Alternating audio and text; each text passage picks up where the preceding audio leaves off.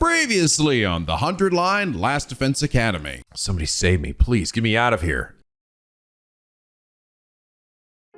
Hey, Takumi, it's your boy Ada. Ah, damn it. You having a good time murdering people out there, Takumi? I bet you are, you silly Billy, you. And now back to danganronpa 54. Hello! NicoB! Back with some more of the 100 Line Last Defense Academy. When we last left off, all my friends died. The end. It's pretty much it, dude. It's pretty much all that happened. Let's be honest. My friends died in a bunch of different ways. Shoma's dead. Darumi's dead. Hima and Kaka are dead. Kurara's dead. Hiriko still won't tell me anything, even though I picked her in the fucking thing. And for some reason, I feel like everyone in this route is like a few IQ points dumber than they normally are. Also, Vestus is here still trying to kill us, but who cares? Nobody gives a shit. She doesn't care anymore either. And yeah, needless to say, just no beating around the bush. Yeah, I'm getting pretty burned out in this game. And the thing is about this route, I don't want to make it, I actually want to make it clear. I actually don't think this route is like fucking terrible. Like, I don't think this is like on the level of quality of what the Rebellion route is, or the Conspiracy route, or even some of the other ones. Like, I actually think this route's pretty good. It started off strong, and I think the concepts and ideas behind it are interesting. The problem with this route is that it's too fucking long. It's way too fucking long for what it is, because it just doesn't have enough variety to shit happening to excuse the length that it is, right? Like, this route essentially just goes in a pattern of try to talk to Hiriko, she doesn't say anything. Try to talk to Hiro, doesn't say anything. Oh, my friend's dead. It was the person that ran with me. They're dead. Like, they're dead. Oh, everyone looks at me and then they're like, oh, okay, I guess it wasn't you. Then another person dies, another person dies. Trying to talk to Hiro, nothing happens. Like, it's too much, man. So what last episode did leave probably the best explanation for this. And you know what? If this ends up being true, I might be all right with it. And that was Arthew2109, who last episode said, Nico ends this route, gets no answers, sees the name of the route, Blue Balls route, everybody dies. The end. You know what? That's fair. That would be fair. If I got to the end of the route and it literally is called the Blue Balls route, that almost might make that worth it. You know, if it was just for a fucking punchline, and it was really just like, yeah, nothing. You get fucking nothing. Everyone's dead. It's so dumb. It'd be so mean, but it's also kind of hilarious. Because I'll be honest, man, this shit is a little maddening. It is indeed a little maddening. But Arthew, thank you so much for leaving such an incredibly funny comment in a video that I was relatively pissed in. And it's that reason you are comment of the day. But yeah, I feel like overall you guys were actually pretty understanding last episode. There were a few comments. There were still a few that I sort of expected. Because here's the thing I've sort of realized about this game in particular. It's very interesting because I don't know if I don't know. I feel like I haven't seen this level in other Kodaka games. But there's a very large defense force for 100 Line. Like, people are like, this is one of the best games ever made. And if you disagree with it, you're fucking wrong. And it's interesting. It could be a little obnoxious. I still think that this game is very good. Like, I still think that they managed to pull off something that should normally be impossible, but they did it. But it's not without its sacrifices, right? It's not without its compromises. Like, I really think that there are aspects of this game that are not great. And it's sort of expounded, right? It becomes worse, I feel like, the more you play the game, because the game is just naturally gonna be mega repetitious. It, like, where things that were completely fine before, like, I've hit the point now where I can still skip the announcement in the bell, right? And apparently in the original, when this first came out, you couldn't do that. And I was like, oh wow, that's great, I can now skip that. This is amazing. They invented that, add that in there. Now I've reached the point where I've seen that shit so many times, even just the start of it, I want to get that out of it entirely. I don't want to see it anymore. I don't want to see the bing bong. I don't even want to see the day scroll to the next day 84 nice and like slowly. It takes like 3 to 4 seconds, but I have hit that point now, right? Like, I've seen that shit now like hundreds of fucking times, and it's just naturally gonna burn you out, you know? That's the way of anything. I'm sort of tired. I'm tired of things of like going to breakfast. I'm tired of like being like, waking up in the morning in my room and Tommy going like, well, I better go get some breakfast. Like I've hit that point, you know? And I don't think that feeling is unreasonable. Because the funny thing that I've noticed about people who have 100% of this game is that almost every single one of them that I've talked to has hit this point as well, where they just get burned out in the game and they don't come back to it. And I'm gonna be honest, man, I think that as a content creator, that burnout is made worse because I am not just playing the game casually, silently to myself. I can't just get to a point where I'm just like, all right, you know what? These guys are talking too long. I'm just gonna start skipping everything they say. Like, I can't really do that. I have to commit to it. I have to commit to what's happening. I have to at least be willing to give it a chance. I can't just start being like, well, gonna start skipping every time Takumi wakes up, I'm just gonna skip everything he says and just wait till like things happen because there's a chance there might be something in there. But I guarantee you a lot of people probably fucking do. And if I were playing this casually, I absolutely would be doing that. Hell, if I were playing this casually, I likely would be skipping every single fucking bit of dialogue till I got to the end of this. Because at this point, like I said, I see where this is going. Pretty much everyone here is probably going to die, except for me and Hiroko. That's where I think it's going to go. And then Hiroko's going to finally tell me what the fuck's going on, and I'll get my answers or whatever. Like that seems to be the general trajectory of what we're doing here. And honestly, I feel like I just wish they'd just kill everybody off all at once, if that's where we're going. Because this is just like not that interesting. That's the problem. It isn't interesting. And when you compare it to other routes that we've had, right? Like, again, the second scenario route is great because it manages to have enough different mysteries to alternate between to keep up the intrigue without it being so bogged down in one idea that just gets beaten into death and stretched on ad infinitum, right? The Redstone route was also that way a bit, where there really just wasn't quite enough interesting things going on in like the middle part, and it felt like we're just kind of spinning our wheels. Like, characters essentially should be asking each other more questions much earlier on, but for some reason we choose not to, and it makes like no fucking sense.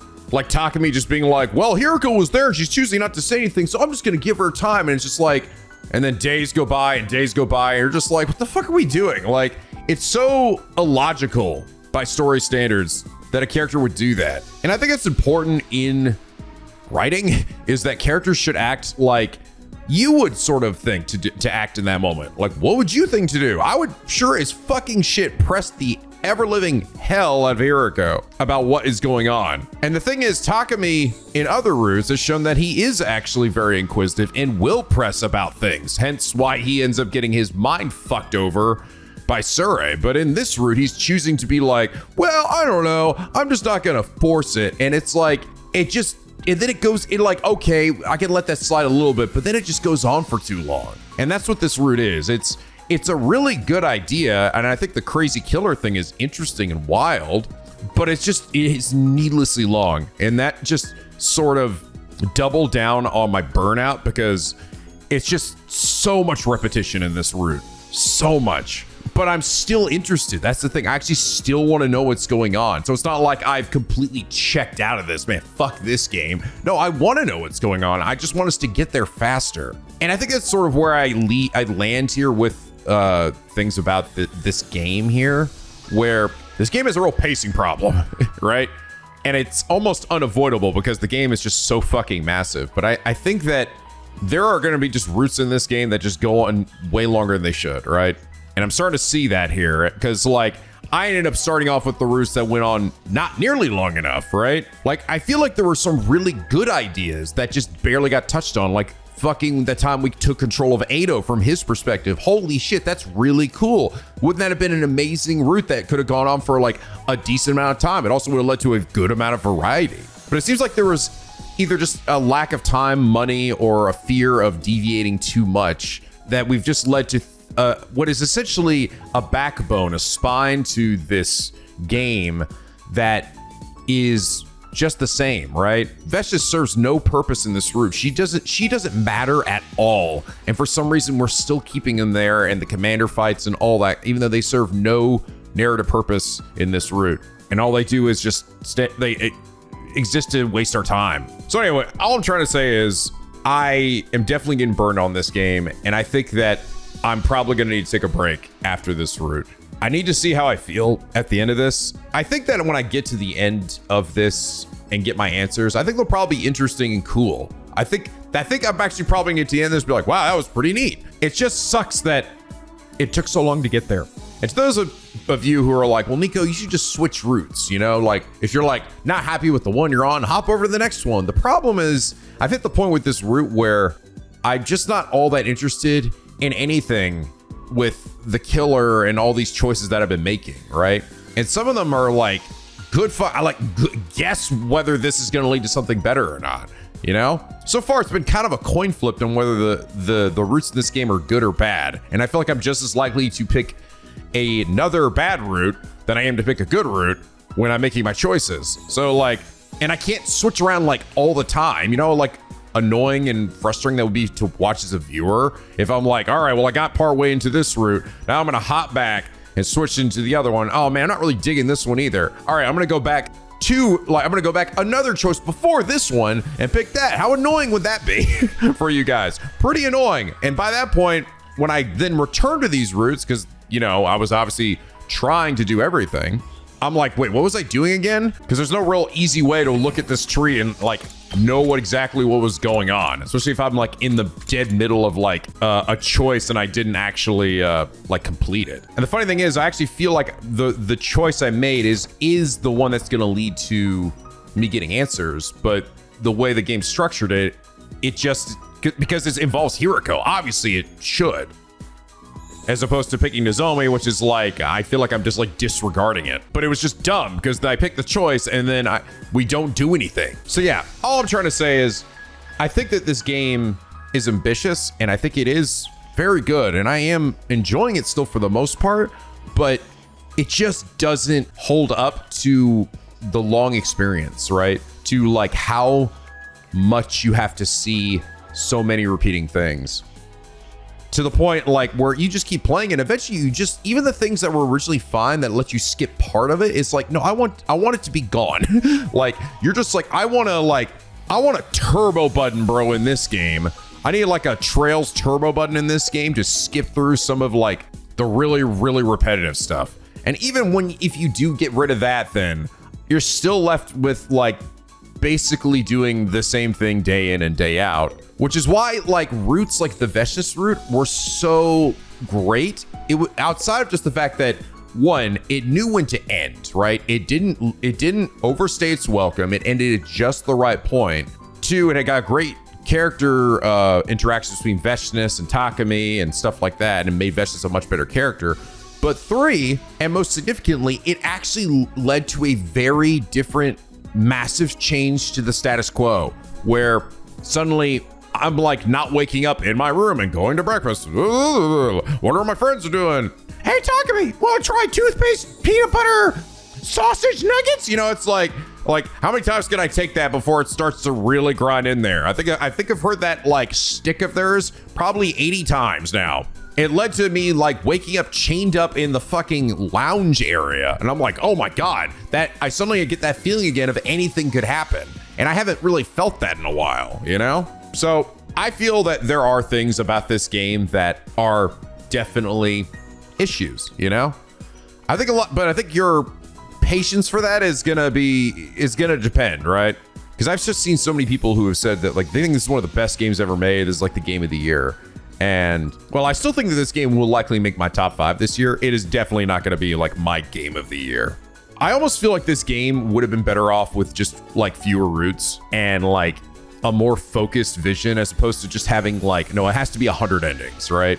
I know that's the whole point of it, but it like having more doesn't necessarily mean good. And that was something that before I started this game was something that I considered, like the fact that this game has a ton doesn't necessarily mean they're all going to be good. So anyway, with that long-winded discussion here, let's fucking see what the hell's going on here. Let's continue giving gifts to my dumb friends, whoever the hell's left at this point. Imakaka are dead. Let's see who else we got. Yugamu, what do you want? Let's see if I gotten you everything. Memory ornaments. Here, that's a tombstone, Yugamu. Ooh, I love tombstones. I love murder. It's kind of why I felt this episodes ago, right? Even before the burnout was kicking in. It's why I'm still pretty mixed on the idea of this game getting like like DLC.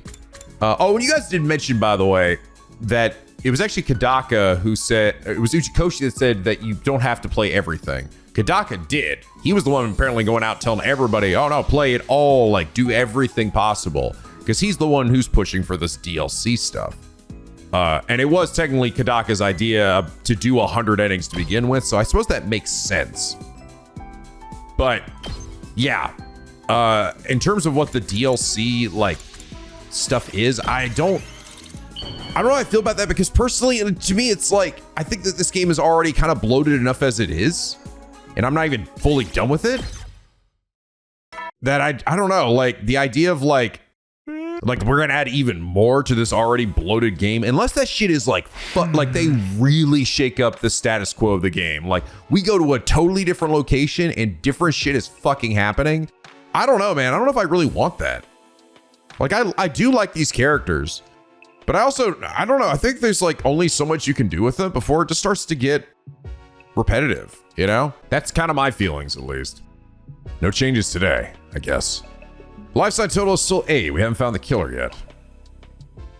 We're all wondering how long this standstill will continue. Little do we know, a change was coming soon. Was it really, though? An actual change, or just another person dead? Come on. Just kill somebody else. Just do it. Everyone's already up. I should go for breakfast. I love my breakfast. It's the only thing I eat. At this school, I love breakfast, yeah. Here I am in the cafeteria, but there's something I want to eat. Well, I want to eat some fucking frogs. Should have been hungry, but even with food in front of me, I couldn't work up an appetite. Guess I was forced down some pudding or something. I stood up to do exactly that, only to find Kyoshka standing in front of the refrigerator with a dumbfounded look on her face.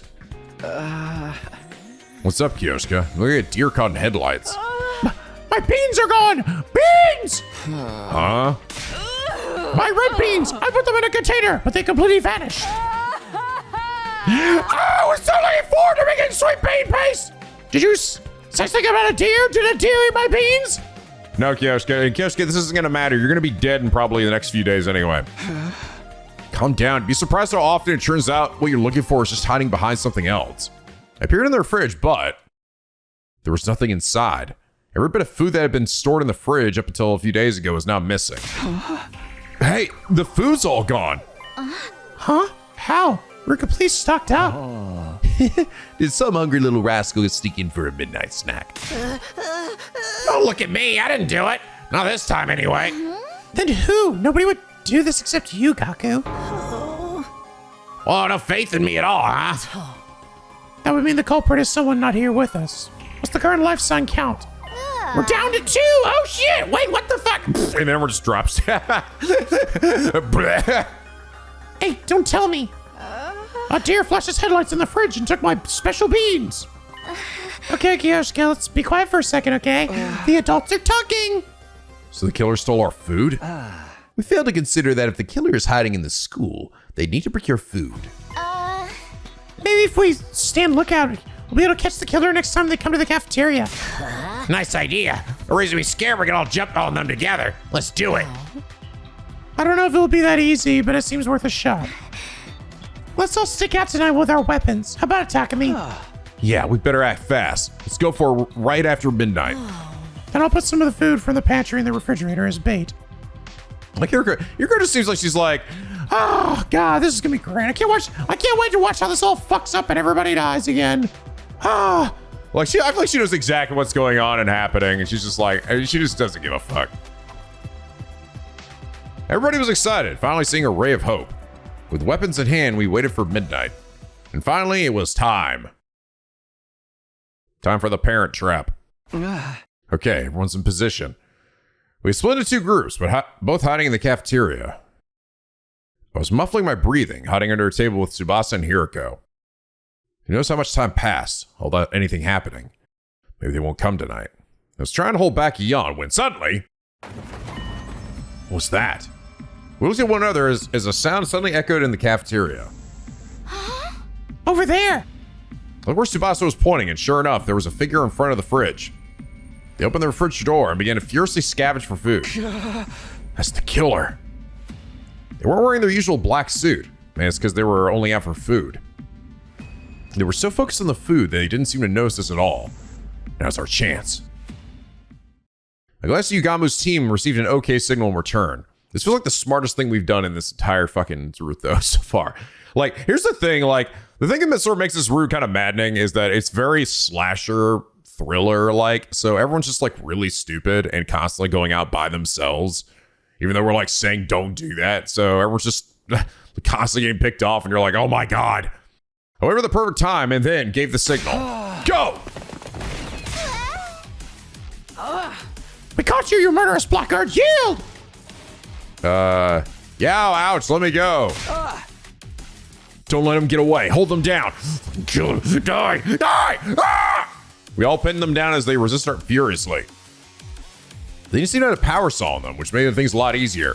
Fucking snap your neck. I'll turn the lights.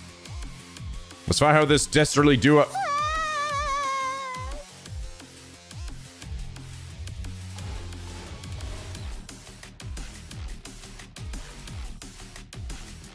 What the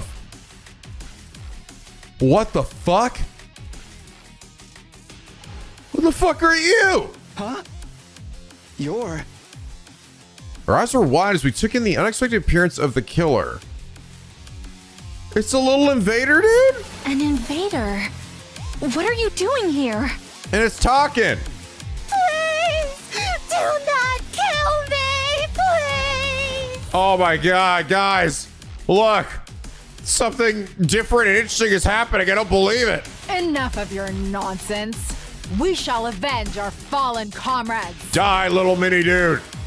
Hold on. That thing has a weird device on it. She's right. What's that? Wait, don't touch it. No! If you remove that... Oh my God, he stole the Wi-Fi. The moment Gaku removed the device, we began to hear a strange electronic sound. What's that sound? Is it coming from inside the invader? Is this little dude the life form? Like, is he like count as a life form for the thing that Tsubasa has? No. Everybody stand back. Suddenly, Hiroko took off at full speed, heading outside with the invader in her grasp. Wait, Hiroko! Hiroko! Confused, we chased after Hiroko until we ended up in the schoolyard. Ha! Ha! What the fuck? What the hell? There it goes. The moment she set foot into the schoolyard, Hiroko flung the invader with all her might up into the night sky. The very next moment... Oh! It exploded! Holy shit, it's like that Vegeta thing where he like chucks that one dude up and then like finger bangs him. Bang! The invader soared into the sky and blew spectacularly, disintegrating to ash and detritus. Well, that was weird. Phew, just in time. Hiroko let out a sigh of relief as she swept bits of the invader raining from the sky out of her way. She just fucking licked it off her hand. Ah. What just happened? It was all so sudden, I can't make any sense of it. I got a bad feeling when I heard that sound. Looks like I was right. Wow, your instincts really saved us, Hiroko. Thank you. Oh, it's nothing. More importantly, Tsubasa, what's the organic life count? Oh, right, it's 7 now. That thing was our one extra. Holy shit. What? Really? There's no way that little dude could fit in a big suit? What? That was really our one extra? The whole time? Was that little dude? Or something? No freaking way, we did it. The killer's gone. It's been a long road. Holy mighty sword. Holy mighty sword. Now we can finally say we've avenged our murder comrades. Is it really over? Despite everyone else's joy, something was bothering me. Takumi, what's wrong? This feels a little too convenient for me. Is that thing really the killer? Now you mention it, the person in the black suit and that invader are totally different shapes and sizes. Yeah. Even without the power saw, when we grabbed that thing, it still felt weaker than I'd imagined. Did you think so too, Hiroko? I don't really remember. Fucking Hiroko, why? What is your goal, Hiroko? I'm legit wondering, like, what is going on? Like, is she just, like, in love with like Takumi's other self or some shit, and she's like covering for him. That's what it almost feels like. I feel like there's like this weird secret romance because she gets all like weirdly blushy crushy, but like she's secretly in love with, I feel like, another like murderous version of Takumi. Hold on, you mean that wasn't the killer? The lifetime count went down to 7. So how many of us there are now? I think it's true the invader was being counted by the organic life detection device. The number went down when it exploded, after all. That all adds up. So what are we concluding exactly? I consider the possibility, but still, there's just no way. That the killer might be one of us. Huh. So that's how it is. Wait, really? You're kidding.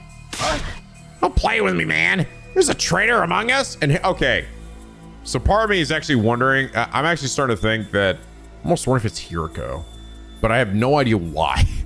I have like no idea why. I'm starting to think Hiroko is like doing this and she like thinks she's doing it for Takumi.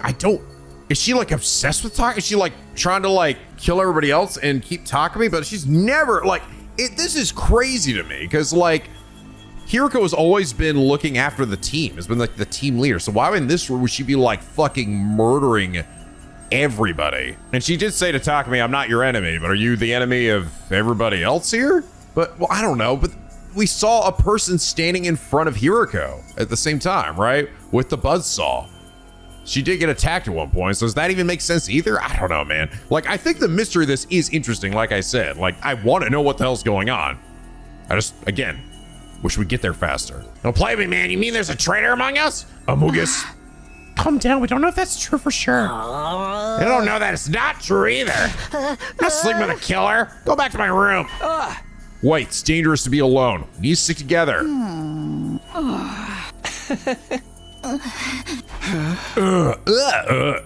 Oh. My words fell on deaf ears. Don't even come to my room. If you do, I'll freaking kill you. Sometimes you won't even do it. Going to sleep in my own room starting tonight too. I'll take a look at the remains from the explosion. Maybe that invader really is the killer. Sorry, I don't want to doubt any of you, but we're going to sleep separately for now. Oh, for the love of murder. What a headache. Hope things don't get any worse than this. They will. We'll all die. Only money sword. You're the only one I can trust around here. There's the only choice for now. Good night. All I could do was silently watch as everyone went off to their rooms. Okay. That time already, huh? So while it's the last time I spent the night in this room, he kept his cryptoglobe and shit on. Everyone went our separate ways last night. I couldn't sleep a wink. In the end, nothing else happened, but the vibe between all of us had changed. Maybe the killer really is one of us. Thrown into chaos with a terrifying possibility, everyone seemed content to stay holed up in their rooms. Guess I'll head over to the cafeteria. There's bound to be someone there.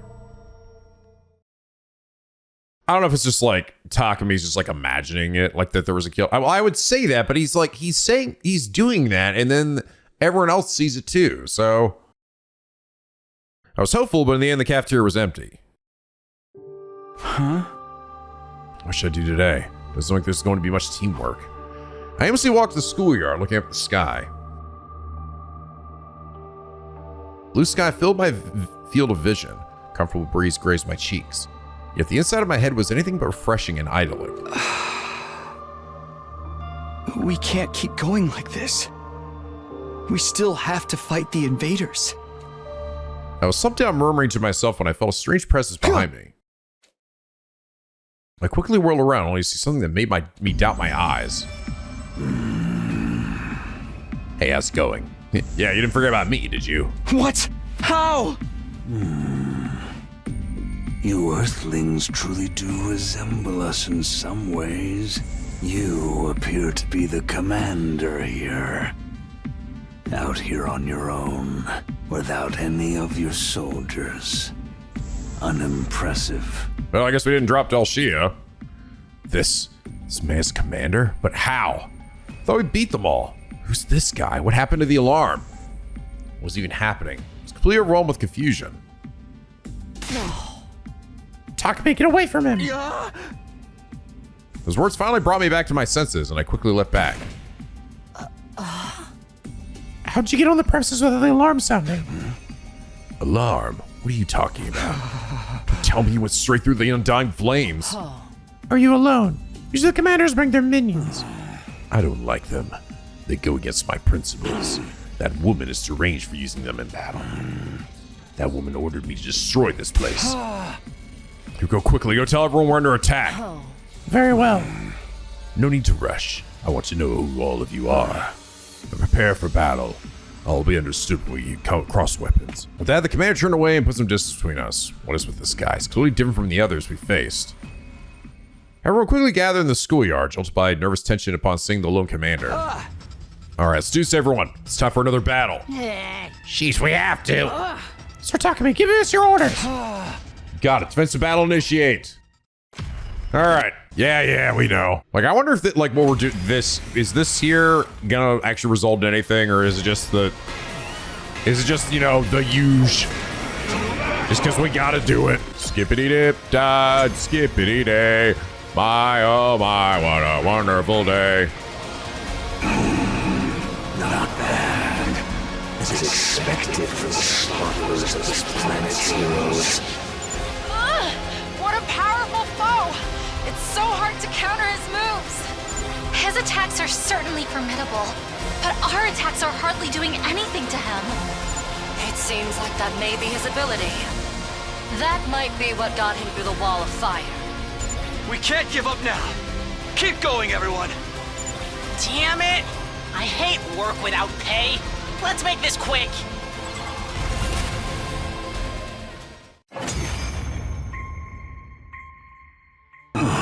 So this is it then.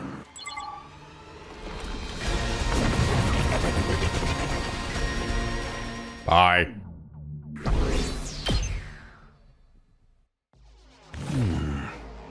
I get the gist of what you're all about. Huh? He de-transformed. Why? Hold on, does this give us an opening? Then get him now. No, hold on. What, dude? What's the matter? Wasn't sure why myself. I think I was overwhelmed. As a mere ordinary human, I couldn't help but be cowed by the dignified conduct of this lion of a man standing before us. I understand you now. You seem a little bit different from the wicked and cruel invaders I was told about. I want to hear it straight from the source. What are you fighting for? Why are you asking us that? Coming back from death after death to fight again. Do you live solely to fight in this war? That would make you no different from those abominable combat organisms created by that woman. Are you comparing us to that cannon fodder? So that's how you refer to them too. Cannon fodder, guinea pigs, slaves, playthings. Do you consider that sense of superiority to be something like wisdom? Suppose all living creatures reach the same endpoint eventually. What are you getting at? You telling us to surrender? If we do, we'll all be killed, won't we? I doubt Vestiges would let us live. Then I shouldn't you simply accept death? Huh? Stop messing with us. We're not going to give up on life. We swore we'd all survive this. That's what pulled us out of despair. That's why we... My vision lurched. There was a loud lump. Thump. Dead. Thank God. When I saw the great blue sky unfurled overhead, I realized that what had happened to me. I'd been beheaded. Takumi! Thank God. Yeah. The moment I heard Hiriko's voice in the distance, my vision turned red. Then from red to black. Thank God. Fucking die, Takumi. My whole world was enveloped in darkness. When the Dulcia picked my head up and fucking kicked it 100 yards. Finally, I could think again. How much time has gone by? My head ached as if it was being bludgeoned by a blunt instrument, an endlessly drawn-out agony suffocating me. And then it all suddenly eased off. Suddenly I was awake. I was in a familiar place, my room. Takumi! Hey, little buddy, you got yourself beheaded there, didn't you? You see little bit of you. Blah, blah, blah. Thank goodness you're awake. Are you okay? Yeah, but what's going on? What happened to me? Well, the commander suddenly lopped off your head. Of course, we brought you back right away with the Revive-O-Matic, but you were waking up, so we carried you back to bed. What happened to that Dulcia guy? How did the battle go after I was gone? After he killed you, he just left. He said he'd be back soon. What do you mean? I have no idea, but I can tell you what he said before he left. According to Nozomi, Dulcia was the father of the Squad 1 commander in Move Room. He wasn't looking to avenge his son. Oh, fucking shit. And everyone says that there was some friction between him and Veshnas. I see. How's everyone else doing? Because he's such a strong enemy, we realized we need to come up with a plan. We're being in trouble. The others are still scared that the killer may be one of us. Everyone's so tense that we're not getting anywhere. Right. I don't know if they'll hear me out, but I'll try to get through to them. Thanks. We won't survive this if we don't cooperate. Aren't you scared, Nozomi?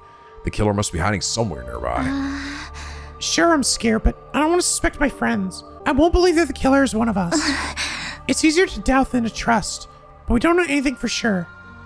Nozomi looks so much like Karwa to me in that moment. I'm sure Karwa would have said the same thing in a situation like this. Oh, right. Tsubasa said she had something to report to everyone. Now that you're awake, we should meet up with them all in the cafeteria. Okay, let's go.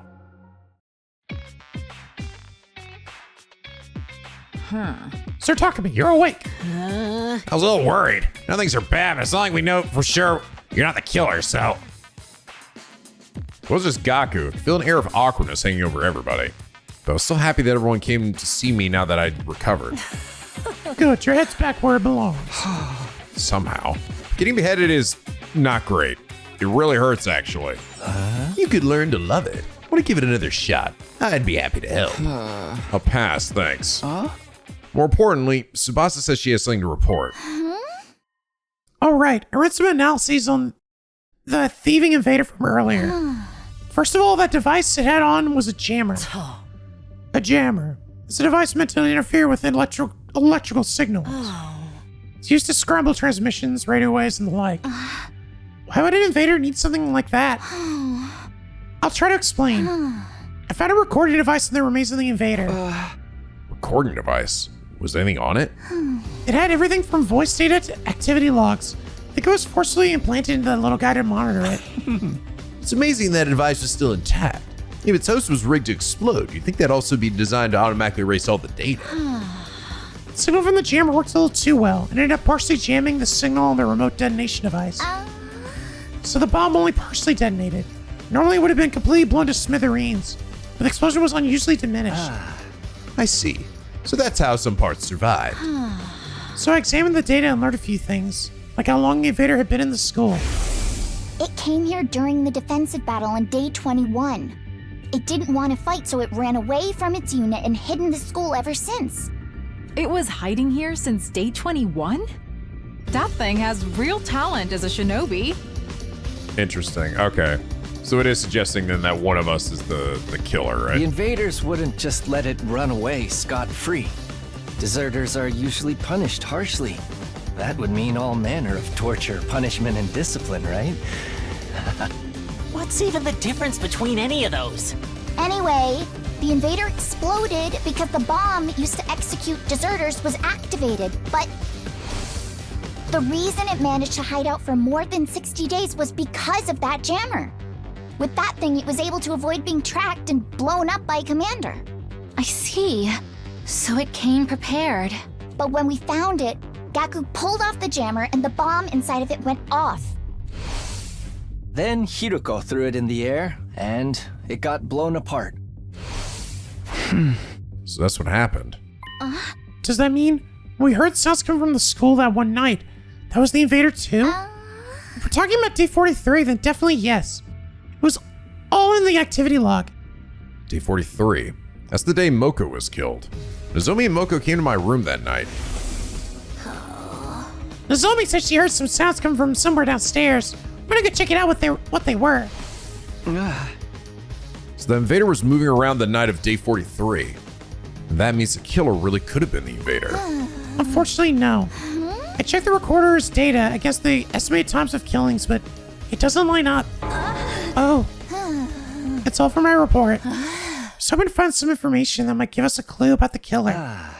But now it's clear the invader was innocent, which means one of us is a freaking murderer! The mystery is solved! Yay! No, it's not! Not even close! Yelling is just a waste of energy. It's not like you're going to inspire the killer to reveal himself. Shut up! We're all gonna get killed here and you're lecturing me? Wait, hold on. Is it you? Stop it, Gaku. I'm not going to solve this by blindly pointing fingers. So, what do we do about Toshia?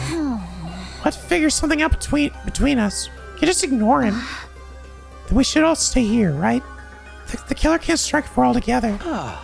Let's do that. Any rejections, Gaku? Whatever, fine. After that, we discussed strategies for beating Dulcia. But the move was so horrible, we couldn't even begin to describe what we need to do, or decide what we need to do. In the end, the day ended with no real progress made. I'm so tired.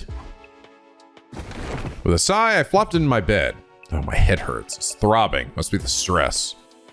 First, the killer, now Dulcia. There's so much I need to think about, but I don't want to think about anything anymore. My entire body was exhausted. I couldn't even bring myself to move. Gradually, my eyelids grew heavy. Just before I fully gave into sleep, I could have swore I saw a flickering flame out of the corner of my eye. It was Shion coming here to murder me. Dink dog. Who's there this late at night? Cautiously, I sat in bed and waited to see what happened next. It's fine, it's just everybody's dead. They ring again. Maybe it's an emergency. Something might have happened, but I should keep my guard up. Just in case, I held my infuser behind my back as I opened the door.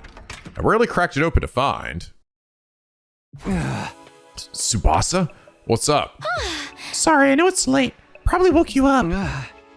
Don't worry about it. This thing happened? Well, actually, I've been analyzing the remains of the invader for a while now, and I think something is missing. Judging from the shape of the hole, it's probably some kind of external storage. Like a memory card or something?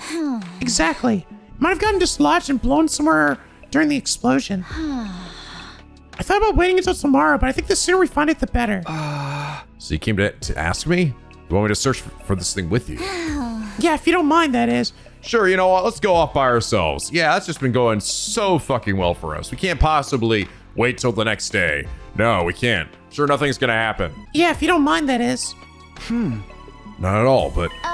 Hey, I'm not the killer, you know. Me neither, but neither of us can prove ourselves innocent either. It's okay, I'm prepared to kill you if things go off the rails. That makes me feel so much better. Just run me over with your car. Anyway, I'll get ready. I know I'm stating the obvious, but it's really dark out here. I brought flashlights, so we're just gonna have to sweep the area. Tsubasa shined the flashlight on the ground and stooped over. I did the same, looking at the ground. Seems pretty inefficient. Yeah, and it's 3 days since the explosion, too. I'm pretty sure it's where it happened.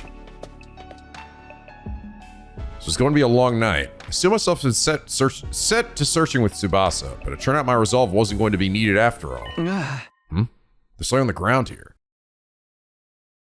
Something small and black covered in dirt. Picked it up and Tsubasa practically lunged at it. Hey, let me see it! She took the thing from me and excitedly began to examine it. Good job, Takumi. This is the external storage device I was looking for. Well, that was easy. For real? I thought that would take longer. I want to analyze the data on this, too. Oh, I can't wait to see what's on it. They felt the need to blow up that invader to keep it away from us. There might be some important secret intel on it. I'm excited too, but try not to overwork yourself, okay? You can't keep working such long hours every day.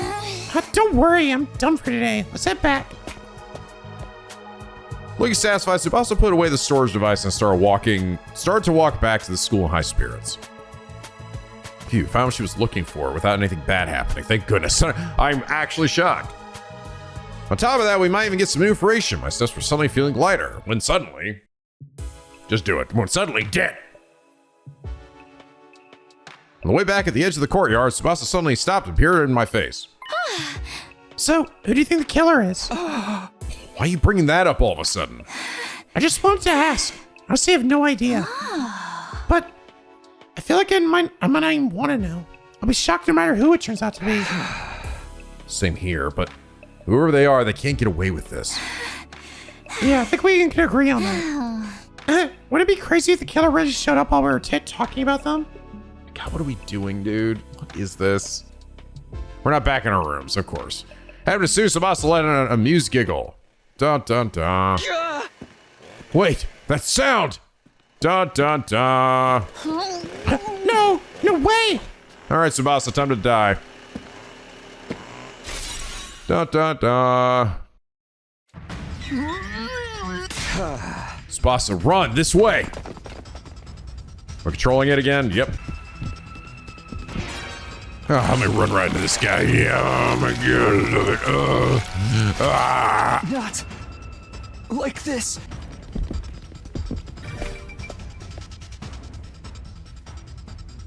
Yeah. So how long are they going to chase us? Ran fiercely as hard as we could, but the killer didn't let up. The roof is just past these stairs, so don't want to run after this. Can't let them get to us. Have to do something. Stop running up the stairs, suddenly whirling around to look back at our pursuer. And kick them with all my might. Takumi, kick! Ah! They tumbled down the stairs and fell in a heap at the bottom. Yeah. Okay, now's our chance to finally capture them. Let's see who this murderer really is. Ugh.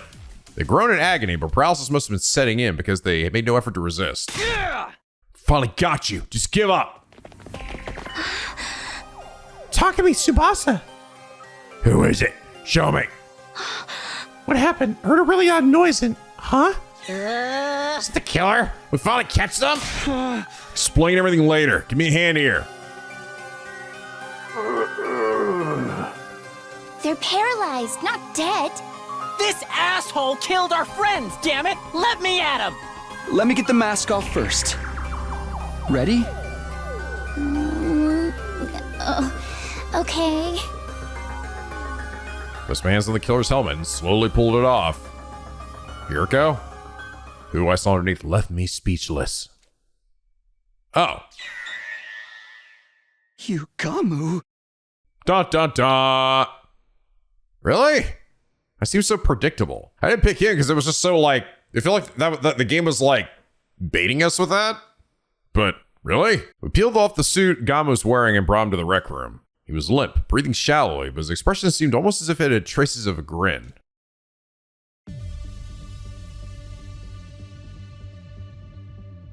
We stood around Gamu as he recovered from his paralysis enough to talk. He kept his cool throughout, maintaining the same composure he always did. I can hardly believe this was your doing, Sir Yugamu. May have broken rationomatic bread with you, but I have no sympathy to spare. I shall avenge my fallen comrades. The only one you so much off your head. Calm down, Kyosuke. We can't jump straight to beheadings. Why did you do this? What possible reasons could you have? Say something, Yugamu. I know you're not hurt that bad. Apologies, I was just trying to figure out where to start. Let me lead by saying I haven't killed anyone. Huh? You playing games, dude? What kind of idiot would believe that? Gaku's right. If that were true, why are you dressed like that? Why do you have the power saw? Let me start from the beginning. What? That game over screen begs to differ, Yugamu. I'll explain everything, so hear me out. Fine, listen, but you're on thin ice there, mister. The killer first appeared on day 16. Well, maybe it was already day 70 by then. It was late at night in the biolab. Takumi said he saw Hirogo get cornered by the killer there. That's right. Then we got into a struggle.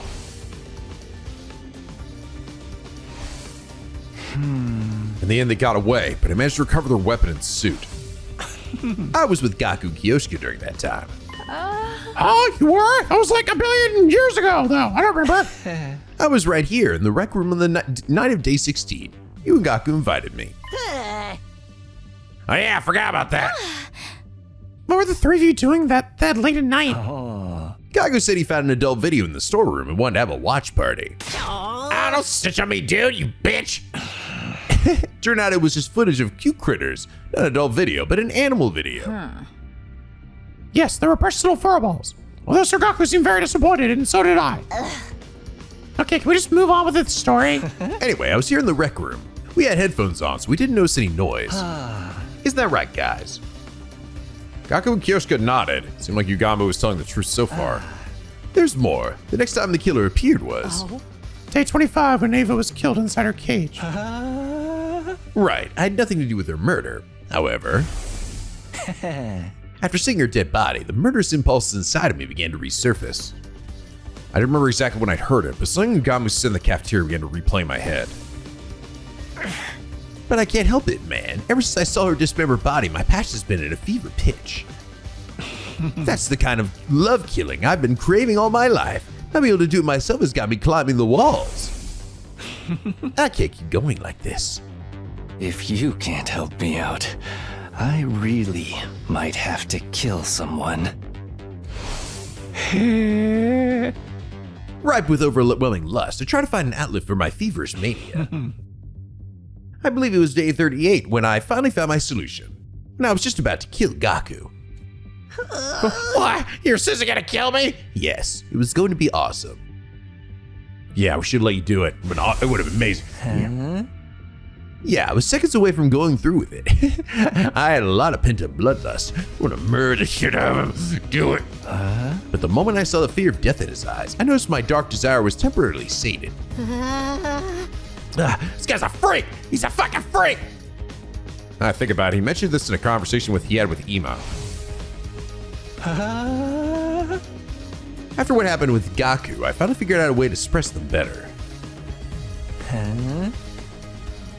I don't actually have to kill anyone. I just have to see the look of despair when they stare death in the face. It's not exactly a long-term solution, though. More like a coping mechanism. Why is he getting all this, horniness for murder now? What about when killing the invaders? Are they just not human enough? What about the commanders, though? He never got like this in any of the other rooms when we were killing commanders. They all look relatively human, but I guess they had helmets on. I don't know. My only problem is that no one seems to want to show me their seconds before death phase. What about day 43 when Mocha was killed? What were you doing then? I was murdering Moko. I was in my room. I couldn't sleep that night because of the bloodlust festering deep inside me. Then I heard Nozomi's shrieks and the sound of glass breaking, so I went to go see what was going on. When I did, I found the killer's suit and power saw at the bottom of the pool. Huh? Stuff missing from the locker was in the pool? Why? Sir Yogama must have stolen it, correct? No, I didn't know the combination. Right, you weren't even in the room when Takumi said the code. Wait, I was chased by the killer the day Mocha was killed.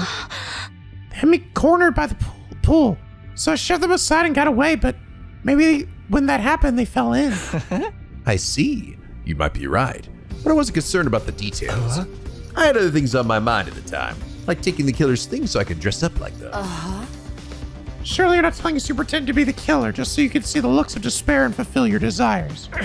Sorry, I just couldn't hold back the urges inside of me. But I really wasn't going to kill anyone. Which just, again, I just got a game over with you, bro. Just seeing your faces twisted up in despair was enough to satisfy me. What you're saying is making any sense. What was your involvement in the murders of Takamaru, Karawa, and Shoma? Yeah, I murdered the shit out of them. It was awesome. I had nothing to do with Takamaru's death in 51, I swear it. First day I dressed up as the killer was day 64, the day Karawa was killed. We were on guard duty that night, right? You fell asleep, so I went with Karawa to the bathroom. I sensed the two of you were going to leave, so I pretended to sleep. Figured it would be my chance to enjoy the thrill of the chase. I quickly put on the suit I had hidden in my room, chased you with a power saw. Huh? So you were the one chasing me in the hallway? That's right, I chased you like the killer would. And once I had you cornered in front of the defense room. I finally got to see your terrified expression, filled with despair. My lust was sated. Was it as good for you as it was for me? Once I had my fill, I hit the suit and power saw in my room and went back to the gym. That's all I know. So I know nothing about Lady Karawa's death. Speak the truth or prepare them. Cut the rest of the blade of the holy man sword!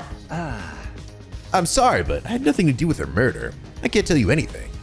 I had nothing to do with Shoma's death on day 77 either. Keep talking. What about Darumi on day 80? Or the twins on day 83?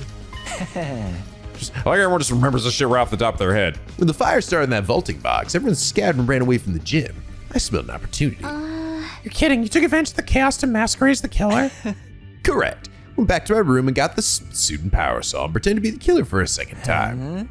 I went inside and found Darumi and Takumi immediately. I felt bad knowing it would be my second time doing it to you, but you put on such a good performance the first time. I couldn't resist the chance to see you like that again. Seeing the enraptured look on Yugamu's face, I was a complete loss for words, for so many reasons. Halfway through the chase, I told Takumi to run. I lured you, that killed the killer, you into chase me alone. I managed to lose you somehow, but then I hid out of my room until the next morning. But Darumi... I don't know what happened after Darumi got away. Once I lost sight of you, Takumi, I gave up. I went back to my room, changed, and met up with everybody else. Right, the life sign count was 11 when Yugamu joined us. So Darumi was still alive at that point. Had nothing to do with Ima and Kako either. I didn't do a thing to them. I swear to God, I didn't stack up their bodies and make a sandwich out of them. Is that everything? You're not hiding anything else. Scout's honor? You might not believe me, but I really didn't kill anyone. You don't seriously think we're okay with what you did, do you? I'm aware I crossed the line, but I couldn't stop myself. Those looks of terror and despair whenever I chased you. I need them so badly. That's why I kept this from you guys. No other reason, I promise. You say that, but I feel betrayed. I'm going to be able to forgive you and move on that easily. I'll accept any punishment you want to give. Torture me, whatever you need to do. Go ahead, twist my nipples. But if it wasn't Yugamu who killed our friends, then who's the real killer? Suddenly, the image of the killer on day 16 crossed my mind. Were they still hiding inside the school? No, that wouldn't add up with the life encounter. Then what? Where are they? I'm getting rather lost. What are we doing, sir? What's Sir Yugamu? We're going to have to keep him separated from the group until we find the real killer. Of course. That should help with my little problem. How about we use that weird room on the first floor? We can lock it from the outside. Room with the strange devices from when we were at Kamakura General Hospital. It might be the perfect place to lock Yugamu up. He'll probably die in there. Hey, I might take the power saw in the suit he was hiding. How's some place where no one can find them? I've been in like the incinerator or something. Where's the proof that you're innocent? I don't have any. The same goes for everybody here. Trust me, I know I'll be under suspicion if somebody else gets attacked. Fine, you can deal with them, Gaku. We'll take care of Yugamu. Yeah, it's fine with me. We handed the power saw over to power saw and suit over to the Gaku, and then took Yugamu to the strange room. We put him inside and locked it secure from the outside. His own be the one in charge of the key. After that, went back to the roof and met up with Gaku when he'd finished his task. We made sure everything had gone according to plan, and then decided to call it a day. Nobody was any the wiser, but a shocking development was waiting for us right around the corner. But wait, dear listeners, there's more! Happy ending. Having to stop being an option a long time ago. Anyway, I guess I should head over to the cafeteria and give Yugamu some food, too.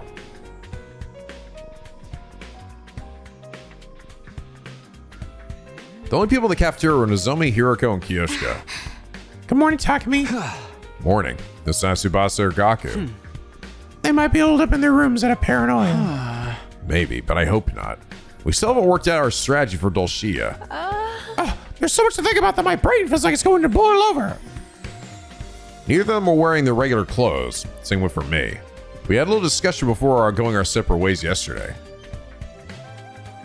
At the end of it, we decided to wear our class armor, or artificial class armor in Nozomi's case, all day from now on. If everything Yugamu told us was the truth, the killer was still out there somewhere. If they're not even showing up on the life sign total, they might even be. Before I could finish that thought, I heard footsteps outside in the hall. Tsubasa burst into the cafeteria, breathless and with a grim look on her face. All right, Yugamu's dead, Gaku's dead. Tsubasa, what's got you in such a hurry? Just woke up and checked the life sign counter. It's gone down to 6. Huh? The only ones missing were Gaku and Yugamu, which meant let's search the school. We'll start with the nearby rooms. Everyone sit together. We systematically opened every door in the school, making sure nothing was out of place. No more, I'm sick of it. I had enough to spare for one lifetime. My heart was screaming with each door we opened. In the end, my prayers would go unanswered. Dead. See you, Gaku, you dumb bitch. So it was Gaku. Inside the library, we found the blood-soaked remains of Gaku Mariko, his body sliced to ribbons. An unpleasant stench of blood emanated from his mega corpse. The revival-matic. It's pointless. We're too late.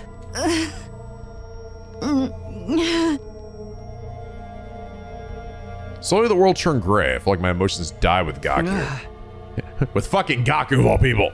If Gaku's been killed, that means Yugamu's still alive. Let's make sure there's no sign broke out of the room. We need to look for the power cell too. Sir Takumi, how are you so composed? Sir Gaku's been killed! All the crying and screaming in the world couldn't bring him back. So there's no point. Are you being serious right now? I'm not trying to sound heartless. Just want this to be over. Me too, Takumi. You and me both, Takumi. You and me both. Let's take him to the morgue. Help me out. Wait, before we do that, look here. There's signs of a struggle.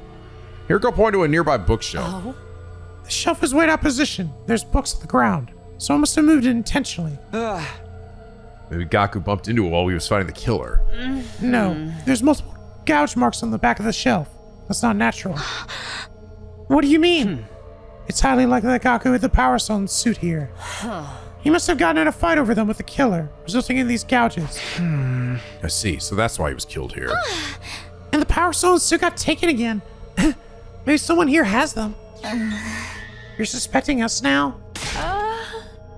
It wasn't me. Can you prove that your hands are clean before pointing fingers, Lady Tsubasa? Enough. Suspecting each other serves no purpose. Hiroko and I lifted Gaku's body in the silence. The others came to help soon after, but no one felt like talking. I had to bring Gaku to the morgue and went to the room where Yugamu was locked up. Yugamu's eyes went wide upon hearing the news of Gaku's murder. He's like, damn, I missed that shit. Then he just stared down at the floor. There were no signs they'd left the room, but our suspicion of one another was only growing. Worst case scenario was he just keeps finding a way to get worse. There's no stopping it now. Come on, will all of you just fucking already just die already? Survived another night, I guess. I let out a deep sigh after making sure my heart was still beating. It wouldn't surprise me if I was the next victim.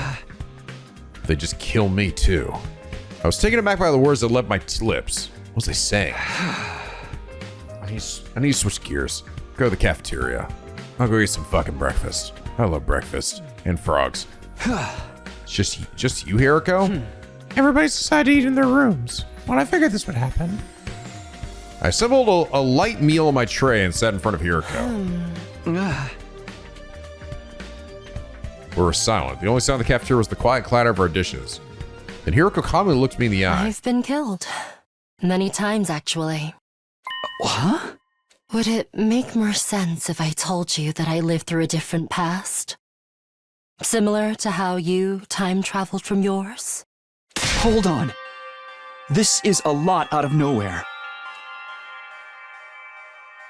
What? I've been killed. Hiroko experienced something like I did? Wait, what? Would it make more sense if I told you that I lived through a different past? Similar to how you time travel. Huh? It's also sudden that I couldn't follow. She didn't seem to be joking. She experienced something like I did? Uh-huh. I remembered everything about the past I saw. Not that it's a pleasant memory. It's like what you've been hiding? The memories came to me on day 3. Oh? I was killed, and I remember what I said at the end, clear as day. This was another failed timeline. Just like the others.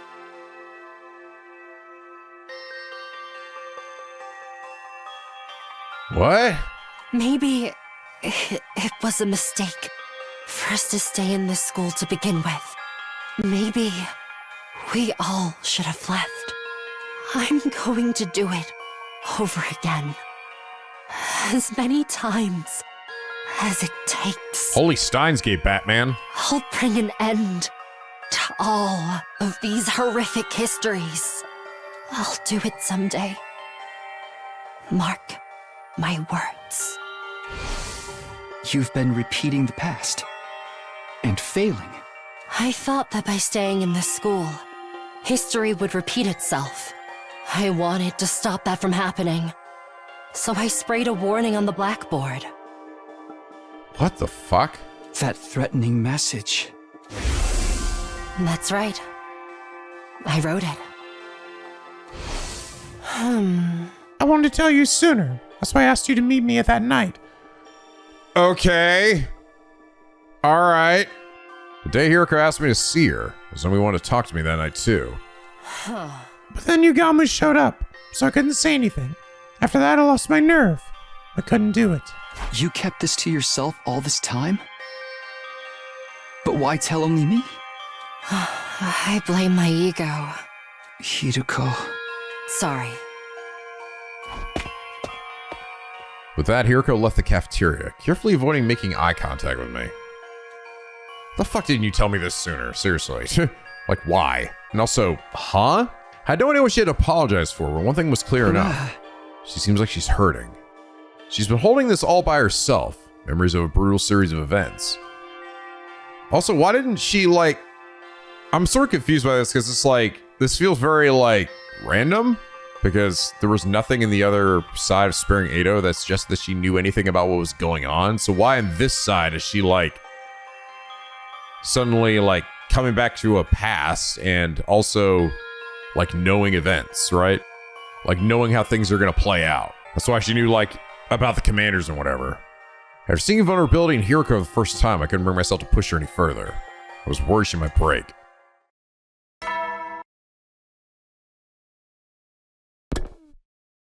I haven't seen Shion in like a million years either, by the way. The announcement changed. I guess the countdown will begin soon. Got more problems than just the invaders now. It's been another day of almost no progress. We still haven't solved our Dulcia problem, but there were too many other things to worry about. But fuck that plotline. Can't believe Hiroko time traveled too. But looking back, the things she said did that hadn't made sense before all added up now. What happened in the timeline she lived through? Why bring it up now? I'm always a few steps behind. My head hurts. Unable to get my thoughts in order, I gave up and closed my eyes. For long, I fell asleep. Teamwork I've cultivated with my allies? Is this supposed to be satire? Guess I go to the cafeteria, so I might be there. Huh? Verily, so. Totally, right? It's just I left my room. I could hear Kyoshika and Tsubasa talking in the distance. Kyoshika seems to be excitedly telling Tsubasa something. Wonder what? Just something happened. Something else happened? Sir Takumi, perfect timing. Can you come with us? Huh? Wait, where are we? Just hurry.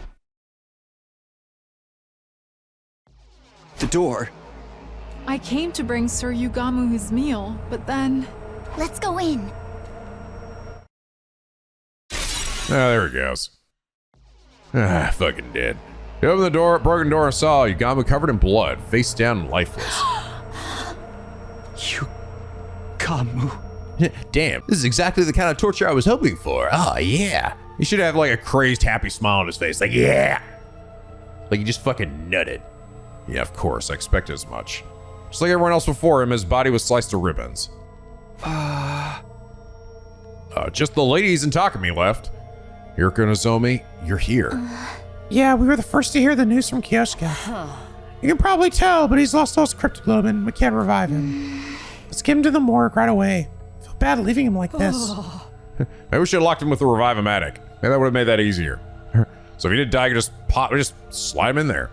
Right, we need to make a new grave marker as well. No one lost their composure anymore. No tears flowed. Even the anger was gone. We just accepted the death of our friend and dealt with it matter-of-factly. We're just used to this now. The death of Yugamu is just another part of our day. Just another day in the neighborhood. I don't want to do anything. Laying listlessly in bed, I suddenly realized it was long past bedtime. Invaders, humanity, whatever. This wants to be over already. Just then I felt a familiar presence I hadn't felt in a while. I sat up, and then there he was, standing in the corner of my room. You guys look like you're having fun. Speak of the devil, right? I knew it. It's been a while. Right. I guess it has been for you. What? What do you mean by that? I've been watching you all this time. I know what's happened. But you must not remember. Yeah. You might have been watching us, but we haven't been able to see you. What do you need anyway? Did you find some kind of clue about the killer? Unfortunately, even I'm not sure what's going on or why. No matter what happens, all I can do is watch over you. Nothing more. Is that what you came here to tell me? I'm sorry I couldn't save you. Yeah, blah. With a sad look on his face, the undying flame boy abruptly vanished. What's up with him? Willing to frustrate myself thinking about it, I pulled the blanket over myself and closed my eyes. I wanted to forget reality, to forget everything and find refuge in sleep. The morning announcement hadn't played yet. The sun was only just coming up. And right on cue... sound. Timmy tag with old Shia here. We don't have time to have any plan we don't have any plan for dealing with him at all. Tim's gonna have to go. Dashed out of my room and ran as fast as I could and headed to the war room. All right, yeah, there's 5 of us. We can do it. Dalshia has come. The alarm sounded this time. Really startled me. Looks like he brought some minions with him. This fight's going to be harder than last time. We have fewer numbers and no plan. Just gonna have to go for it and do or die. Wait, about that. We do have one strategy we can use. Huh? Remember that external storage device we recovered from that invader? Well, I finished analyzing the data on it. No one mentioned anything to me about an external storage device. Luckily, the data survived and I was able to retrieve some confidential information. I learned a lot. I spared the details, but I used the knowledge to develop a bioweapon. That sounds familiar. It's almost like we've already done this 8 times. I looked into it and found that command. Yeah, we fucking know. I succeeded. We know. Once I understood the cell's weak point, I figured I should work on something. Nozomi helped me out. Lady Nozomi, why? Because Tsubasa asked me to. It's not much, but I do have some experience with medicinal research. I'm the ideal candidate for working on a poison that affects cryptoglobin, because I don't have much of it myself. We did make a poison Nozomi tricked a commander to consuming during my previous 100 days here, but what's the plan this time? We turn the poison into a gas enough to see it breathe it in. We made a trap we can place. We can position it and activate it any time using remote control. I'm going to find a place to set this. Once it's in place, I'll need you to get him to stop near it. We'll activate it once everyone's gone some distance. Should be enough to get him to inhale the poison. We pull it off with a small group we have now. We just have to try. It's better than staying around getting killed. You're right, it's very much worth trying. But why didn't you say anything before? Because the whole killer thing, kept the info under wraps as a precaution. Wasn't sure it would even work out. It was a gamble. Thank you both so much. I just have to find a way to make this work. Yeah, let's do this. Don't want to have any regrets. Forget about everything else and give it everything you got. It's time for a defensive battle. All right, we don't have to stab ourselves. We're just already ready. Let us begin. Come and prepare to die. Here we go, everybody. We have to stop him. Nuke him. What is this? It worked! The poison worked! Let us all strike in unison. Wait. There's still gas lingering in the vicinity. We'll be hurt if we try to attack now. We'll finish him after it clears. First, let's take care of the enemies in the vicinity. Is this poison gas? Incredible. I never would have guessed there was a poison that could work on me. I underestimated you. Everybody, all together now. Looks like it's time to settle things once and for all. Who will survive? You or I? Let us see what the answer is. Help me! Oh, goody. I don't want to fight. Where's my daughter? My baby!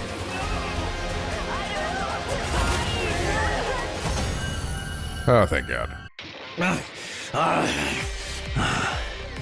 So, I've lost. The time of my destruction is upon me at last. I gave this battle everything I had. I have no regret. Oh, all right, sure. Yeah, we know. A disgraceful end. Pitiful. Congratulations, Vestice, you've absorbed 2 people. We cannot stop you. Vestice stamped on the commander's desiccated corpse with a sneer. Everyone, prepare to attack. There's no need to rush. I don't intend to fight you yet. Huh? I am preparing an event. A ritual, if you will, to usher in my ascension to godhood. Our battle will take place then. What are you talking about? Be calm. The time is soon. Wait with bated breath, so that you may behold my birth as the one true God! With that declaration, Vestas turned and left. Honestly, after seeing her walk away, I felt relieved. Everything hurts. I was resting in bed, recovering from a long, brutal battle. I managed to defeat Dalshia somehow, but the time to settle with things with Vestas was getting closer. Well, the option's to fight, I know that, but even if we beat Vestas and manage to survive, what do we have to live for? Suddenly the faces of all my dead friends flashed through my mind. Was there really any point to playing out the rest of this worst-case scenario? No, I have to stop thinking about this. My head is starting to hurt again. I'm sleepy too, though that may be from all the fighting. It's too early to sleep, but I don't have any appetite either. I'll just rest here. So I knew to abandon all thought. I pulled up the blankets and curled into a ball. Eventually, I passed out like a light. Joined hands with my comrades. Only 5 of us left. The pointless complaint left my mouth before I could stop it. On top of that, my body still hurt. The exhaustion from yesterday's battle wasn't gone yet. No, I need to get up. Otherwise, the whole day will go by while I'm in bed. I pushed myself to get out of bed, getting ready for the day. Maybe somebody's in the cafeteria? I should go see. Is that? The moment I stepped out of my room, I saw Tsubasa, Nozomi, and Hiroko all staying stock still. Oh, okay, good. Kyosuke's dead. Dope. What are they looking at? Follow the gaze until... Dun dun dun. That's the door to Kyosuke's room. You can't be serious. Kyoshika? Hey, Kyoshika! Heard in her room, already half suspecting what I find inside. Yeah, bleh. No. Man, Rui had to draw a fucking lot of dead bodies for this fucking route. Kyosuke's corpse was laid on the floor with a tormented expression, her body shredded like all the others. Kyoshika! The others had followed me into the room, now stunned by the wretched scene before them. It's just like what happened to Yugamu. The killer broke down the door with a power saw and killed her. Wait, wouldn't we be able to hear someone breaking down a door with a power saw? Now you mention it. I saw Kyosuke in the cafeteria last night. Went back to the roof together, so I think she must have been killed after that. When was that exactly? I think it was around 9 p.m. when we banned the cafeteria. We had a late dinner because of the defensive battle. We got back into our rooms after 10. Went to sleep right away. I was already sleeping before 9. I didn't wake up until morning. I was really sleepy yesterday too. Went to bed early, but how did we not hear anything? Even if we were tired from the fight, the sound of a door being sawed down would have been fairly loud. Kyosuke would have gotten up and ran if she heard it. The more I think about it, the less it adds up. Let's think more about this later. For now, I'd rather we do something with the body. Yeah, you're right. Let's do that. Just fucking... You know what? I'm tired of fucking burying these guys. Just throw it off the edge of the building. We're fine. I'm sure Kyosuke would understand. Yes, I understand. From beyond the grave. Tell them, Olajumochi Sword. Tell them! We brought Kyosuke to the morgue and made a small gravestone. We gathered in the cafeteria. Last thing counts down to 4. There's so few of us left. Yeah, it's sad, but I don't know what we should do. Couldn't think of anything to say. I'm too depressed myself to cheer anyone else up. Just one big mess of confusion. By the way, what are you up to, Hiroko? I just want to check on something. Hiroko seemed to be inspecting the water cooler in the cafeteria. Is there something off about it? Looks fine to me. I'm curious about what's inside. Tsubasa, could you lend me a hand? Huh? What do you need? We're going to find out what's in the water. All of you, come to the biolab. With that, Hiroko exited the cafeteria with a cup of water in hand. Oh, was it drugged or something? And soon after. Which is why we didn't wake up. Zoe and I just stood in silence to watch Tsubasa and Hiroko work. I was curious about what they were doing, but I didn't want to interrupt. Just then, Tsubasa raised her head in shock. No way! I knew it. What is it? What did you find? We detected sleep medicine in the water. from the cooler. Sleep medicine? Slow-acting kind, too. Takes time to kick in after being ingested. I mean, the reason we didn't wake up last night is because we drank this drugged water. Someone laced it in advance. So they went after Kyoshiko knowing the drug would keep us asleep? That explains why I was so unusually sleepy. Now, why didn't they just bother killing all of us then, too? If we're all just like passed the fuck out, then why do that? Why just not kill all of us? They really will go to any lengths to kill us. Told you right, this killer enjoys killing. Taking their time picking us off one by one is just more fun for them. Yeah, can't just do it all at once. You're right, Ghost of Darumi. I suddenly remember what Darumi said. They're killing us one by one, savoring each kill. No, it can't be them. Takumi, what's wrong? Nothing, sorry, never mind. And then there were 4. I could very well be next. All I could do is hold on to this terror and wait for time to pass. 5 days less until day 100. What kind of ending awaits us then? Well, I'll tell you what, Tsubasa's next, and then probably Nozomi, and then it's Hiroko and us. Oh, morning already. Sat upright and barely managed to drag my heavy body out of bed. Just head to the cafeteria. Gotta make sure everyone's okay.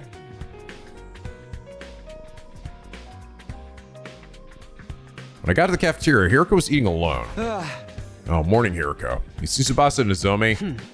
Yeah, just now. Everyone's okay this morning. That's good. Can't let my guard down, but at least I can rest easy for a minute.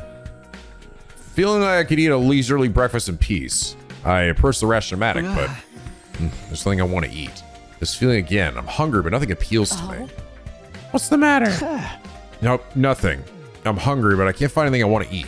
I'm sure it'll go away in time. I'll just have to protein shake or something. If Hiriko's like from the future, does she like know what's going on with Takumi or something? Is that what it is?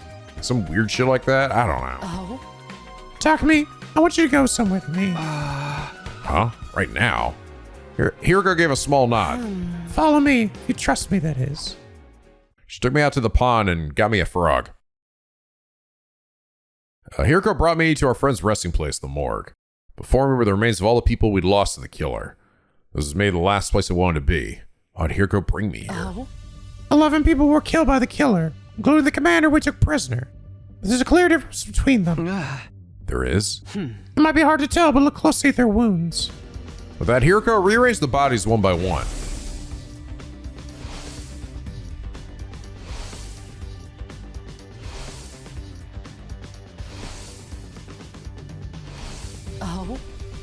What do you notice about their injuries?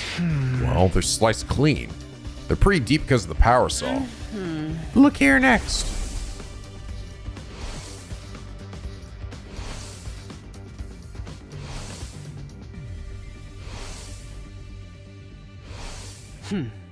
Come, take a good look and tell me what you see. Huh?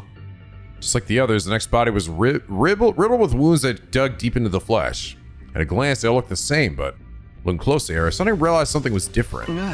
Huh? The wounds on this one are messy stabs.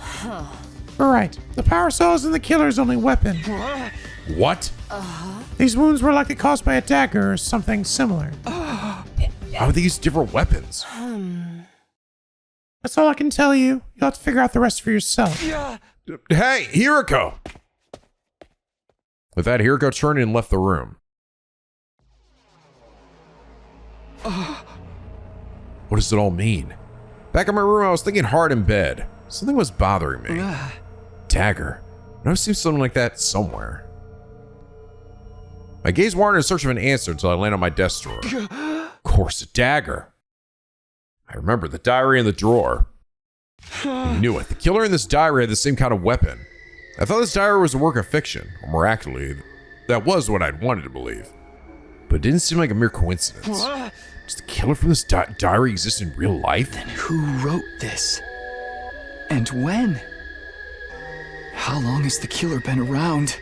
Hiroko must have figured out the truth, but she avoided giving me a straight answer. Is there some reason she feels like she can't talk to me? I don't understand any of this. My head hurts so bad. Day 96. What time is it? Fucking dead Tsubasa time. Prior my open heavy lids to look at the clock. It was just before noon. Right, spent all day yesterday deep in thought. Was passed out. feel like I slept too much, but there's no sense of dwelling on it. Just get ready. I left my room, but all I did was stroll around the school, never coming across anyone. We were all keeping to ourselves, unsure of who the killer could be. I wonder where Hiroko is. I want to continue our conversation from yesterday about the killer's weapons. She didn't seem to be in a room. Maybe I'll find her in the cafeteria? I was thinking out loud, walking the halls until... Takumi? Hiroko, you scare me. I'm supposed to go looking for you. Oh? Me? What for? It's about our discussion yesterday. Why don't you tell me what it means? I thought about it, but I just can't get the pieces to come together. You figure it out, all right? Fine, come with me.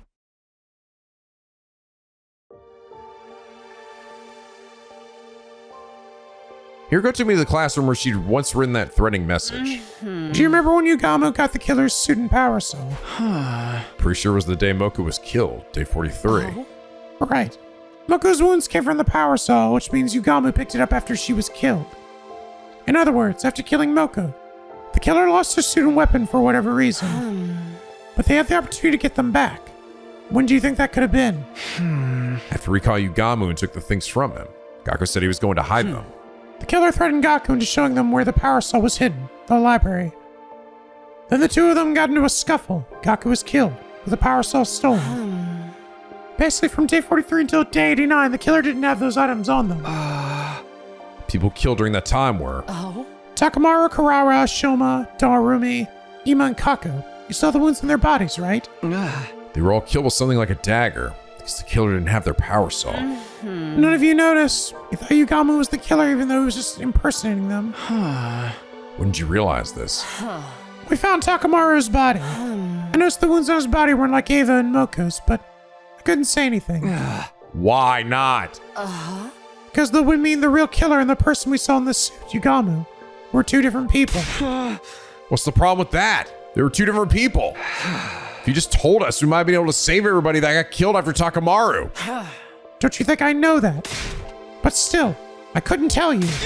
Why not? Because if everyone knew there was both a killer and an imposter. Then it would ruin the alibis of anyone who said they saw the killer.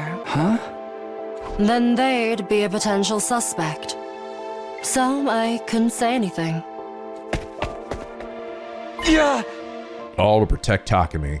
Hey, Hiroko! Hiroko looked down, turned on her heel, and ran away. After that, I tried looking for her, but the time just ticked away as I searched aimlessly. Couldn't get over what she said. Was she covering for someone? That means she was trying to hide the true identity of the killer. But why would she do that? Was she connected to them somehow? Why? I have a bad feeling about this. Alright, almost there. It was day 97. A new day was beginning. But there I was, still lying in bed. Yeah, so we're saying that every time that we saw the killer and we ran from them, it was just Yugamu, essentially, being the imposter. And Takumi is actually just the killer. When he goes to sleep, what are we supposed to do with just the four of us? We still have to fight Veshnas. We're anything but united. Haven't seen Nozomi in 2 days. I don't know what I should do anymore. The situation has everyone completely exhausted. We're doing everything we can just to keep sane. Help me. Hiroko. I was calling her name without even realizing it. Then I let my listless body sink further into the bed. I slowly closed my eyes. I murdered everyone. Huh? What the heck? I suddenly woke up to the sound of my door being pounded furiously. Takumi! Open up, please! Okay, good. Nozomi. Her voice sounded desperate. I rushed over to open the door. Well, there she was. Her face is pale. What's wrong? What is it? Please come with me. It's comical, dude. It's comical how... Like, it's just so... I'm sorry. It is just so repetitive. It's so fucking repetitive. No one, like... Even the way they introduce this idea of like, oh, somebody died. It's just been beaten into the ground. It's always like, I can't explain here. Here, just come with me. It's like, okay, we've done this so many times. Where? Somebody didn't answer. She just walked off and matched the silence. I walked with her. There's nothing else inside my head but dread, but I can't run away. was brought to the metal shop. Inside I saw... Tsubasa. Tsubasa was face down, not breathing. Her body was covered in cuts. One glance at the profuse quantity of blood was enough to tell me we couldn't bring her back. I found the lights have been on in here for a while, so I took a look inside. Yuriko? Oh? All I did was find her. That said, I know none of us can prove our alibis. Hey, if the killer really is one of us, why don't we search all of our rooms?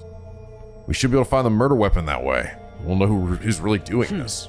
There's no guarantee they're hiding it in their room. Besides, what if the killer's deliberately hiding it in someone else's room? Oh, you mean to phrase somebody else? I'm just throwing out suggestions, but it's not impossible. Wouldn't be able to say it was a definitive proof, but in that case...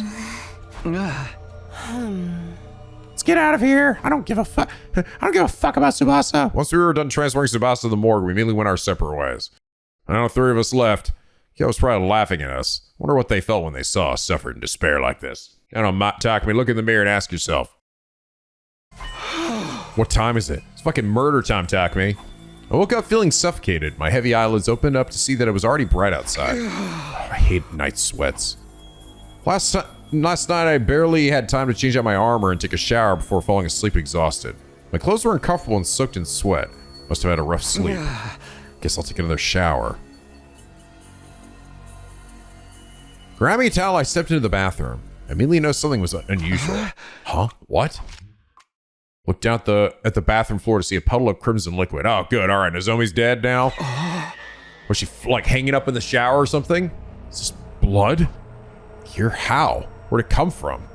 Panicked, I looked up at the ceiling where I saw red droplets dropping out from the gaps in the ventilation panel. Ah! My heart leapt furiously at the moment I laid eyes on the uncanny sight. What is this? What's in there? I gingerly removed the panel, trying to keep my heart from pounding out my chest. Ah! Oh no. Oh. It's all of your shit, dummy. Look, this is where you've been keeping your stuff. The moment I saw what was inside, my throat felt like it was closing up. It was the blood-soaked suit of the killer, the power saw, and a dagger and a raincoat I'd never seen before.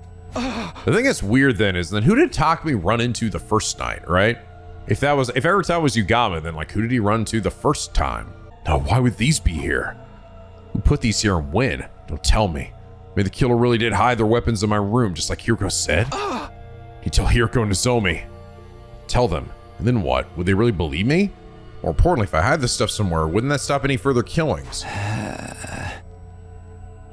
Right, there are only 2 days left. If I could just keep these out of the way.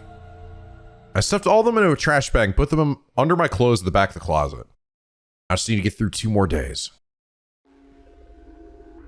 Come on, Top, we need to go kill some more people. Come on. For a while, I couldn't find the will to do anything. The weapons and suit I found in the bathroom had made me uneasy. Feels like I'm going to go insane if I stay here by myself. Staying on unsafe feet, I left my room and it was already dark out. In a haze, I began to walk without any real destination. I found myself in the schoolyard. I sat down on a bench in the corner looking up at the sky. The infinitely extending skies and its glittering stars that once moved me so much they didn't make me feel anything anymore. I sat there in a daze till suddenly I sensed someone drawing closer. Hiroko.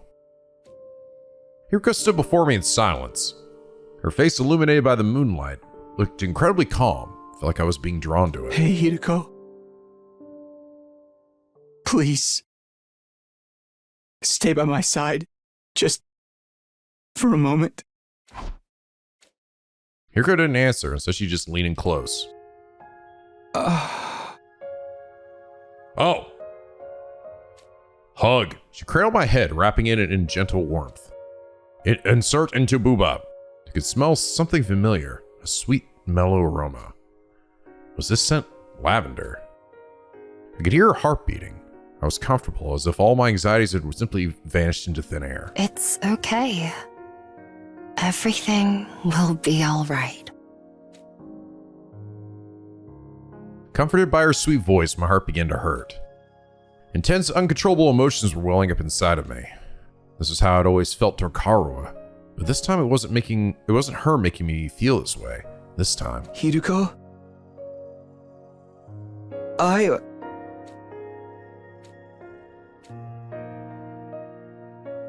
For one moment in this hellish, hopeless existence, I felt happy. All I want to do is bask in this afterglow. We didn't say anything as we held together under the night sky.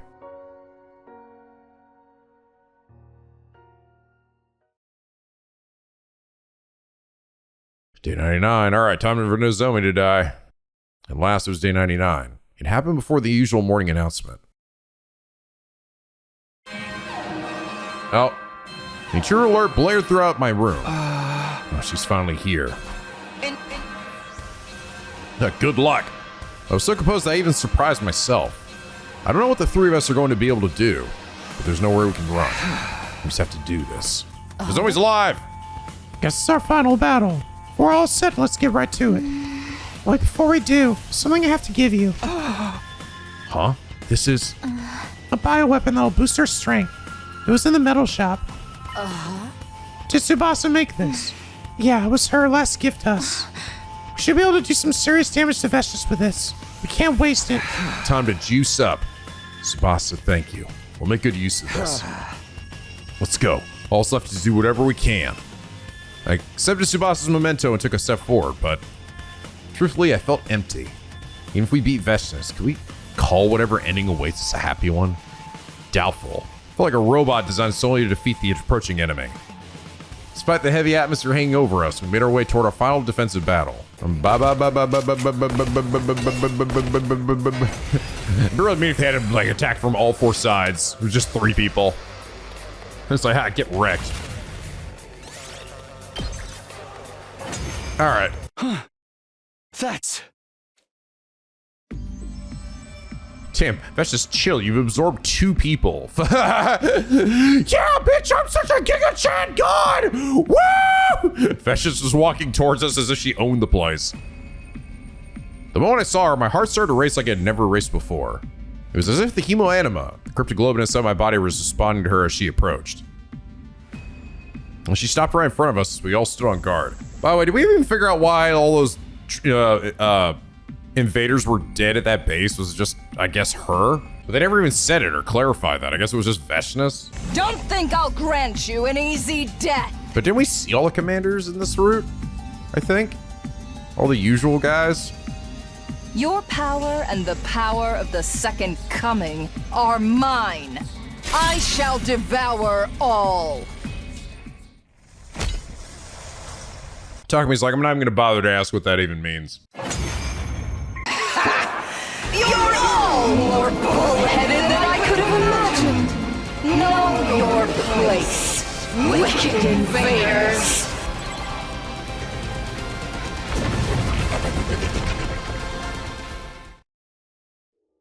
How pathetic. Coming back to life after getting killed again and again. But so be it. It would be a disappointment if you died too easily. I will send you to hell again and again until I've had my fill. Now detransformed, Vestius looked entirely unbothered, seemingly enjoying toying with us. Takumi! Hirka looked over to me. I knew what she was trying to tell me. We had an ace up our sleeve, and only one opportunity to use it. Vestius was fully convinced the invaders were going to win. It was our chance to turn around. Let me savor the sight of your faces as they become contorted in despair. Time to use performance-enhancing drugs. Think again! What's that sound? Activate the device, expelling a mass quantity of poison that rained down on Vestius' body. What is this? I cannot move! It's working! You wicked invaders! Oh, this is the poison, okay. You lose, Vestius! You dare kill the great!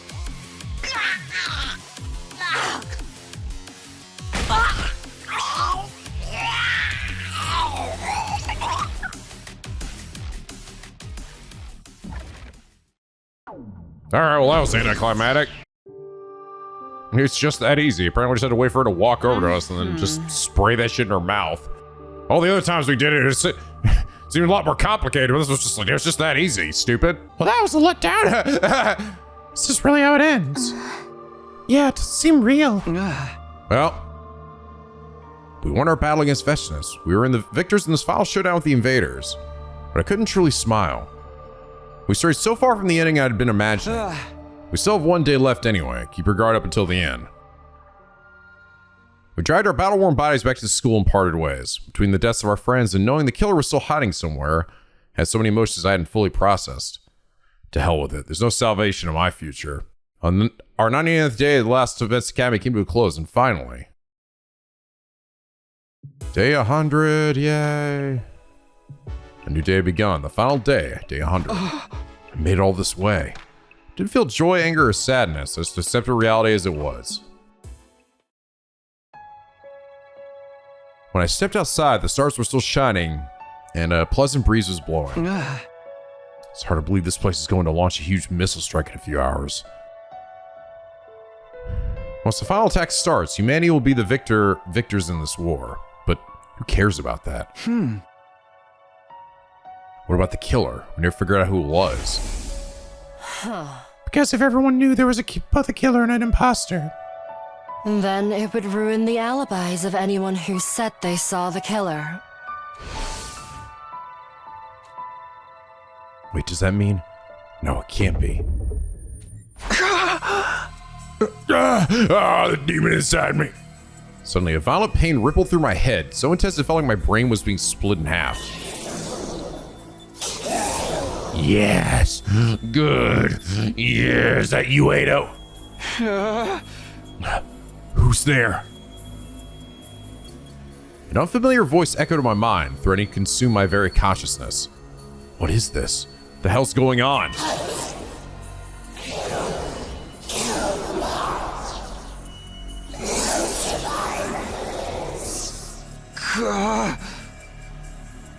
Shut up! Stop it!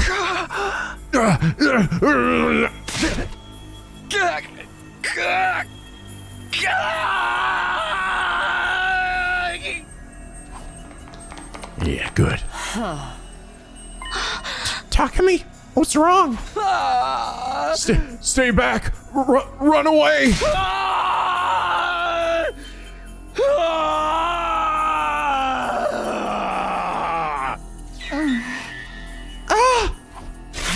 Nozomi, run! Kill!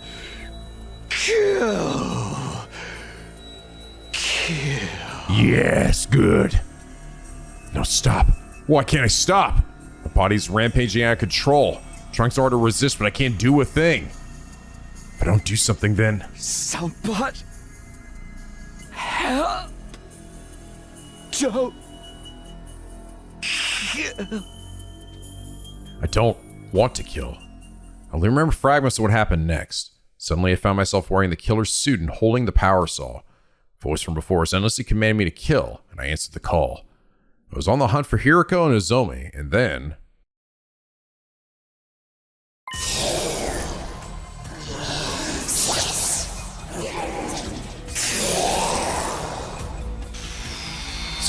Stop it! My body turned the power saw on the two girls despite every fiber of my being fighting against it. No! Stay back! Nozomi was trembling with fear and shock on the verge of tears. I tried so hard to put distance between us, but my body did the exact opposite. Please, you have to run away from me. It'll get us both if we don't do something. We need to split up. Right! Kill! I'll kill you!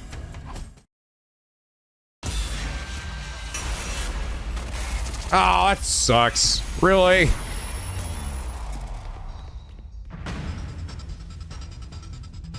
Ha! Well, that's cute. So, based on what direction I'm holding here, if I hold left, I go the opposite direction. I go right. If I hold right, I go left. Funny. All right, well, we all saw this shit coming. All right, I guess we'll kill, blah, blah, blah, blah, blah, blah, blah, blah. Huh. You know, I could just stand here and do nothing. How about that? All right, I guess I'll just kill Hiroko first, because I think Hiroko's probably gonna be the most satisfying one, at the very least, to save.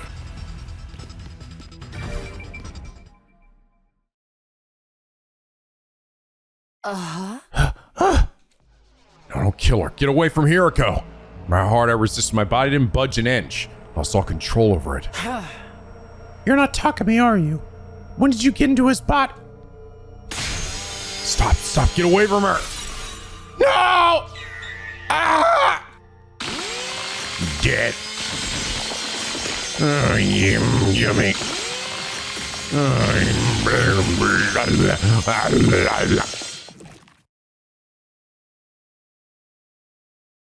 Dead. I stared blankly at the devastation in front of me. Hiroko's blood felt warm running down my body. I killed her? Suddenly, a forceful impact connected with the back of my head, and I fell to the ground. I could see a fire extinguisher in front of me. My haste, I realized it had been thrown at me. Takumi. I managed to look up and saw Nozomi looking down on me, holding up the power saw. Yeah, do it, Nozomi. Murder the shit out of it. How could you?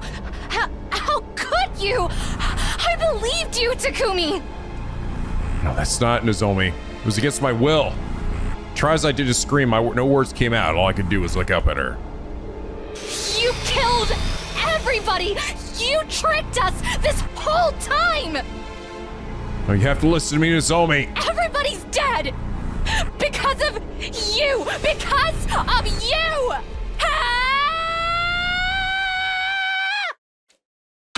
Oh, yeah. Yeah, bitch. Do it harder, come on.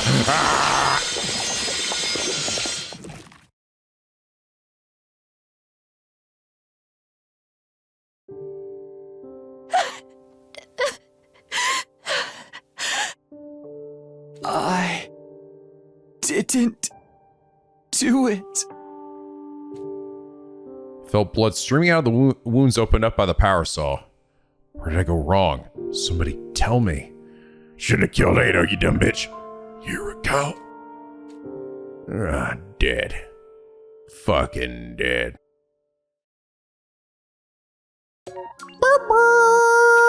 So what's the name of this route? Just killer route? Serial killer route? Murder route? Slasher route. Revenge. Makes sense. All right. I've been as well as I'd hoped, as I thought it would. All right, never mind. So I wonder what's going on with, like, is it just, I assume it's like Ado's cryptic globe and it's fucked up Takumi's brain, right? I assume, but I don't know anymore, man. His desire to kill humanity has spread to Takumi. You did this, Takumi. You lied to us and killed everybody. Why? I believed in you. Kill her. Get away from Nozomi. No matter how hard I resisted, my body didn't budge an inch. Lost all control over it. No, don't do it! Please, no, don't kill her. Ah! Ah! Ah, yeah.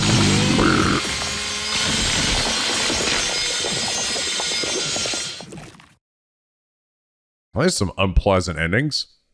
Not gonna lie. Ugh. I vividly felt the sensation of the power saw cutting into Nozomi's body.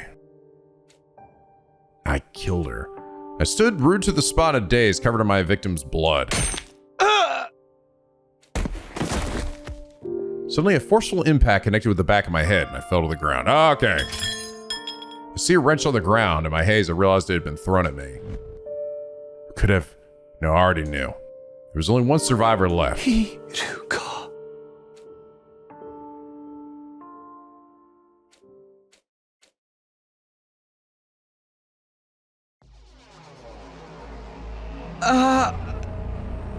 Where am I?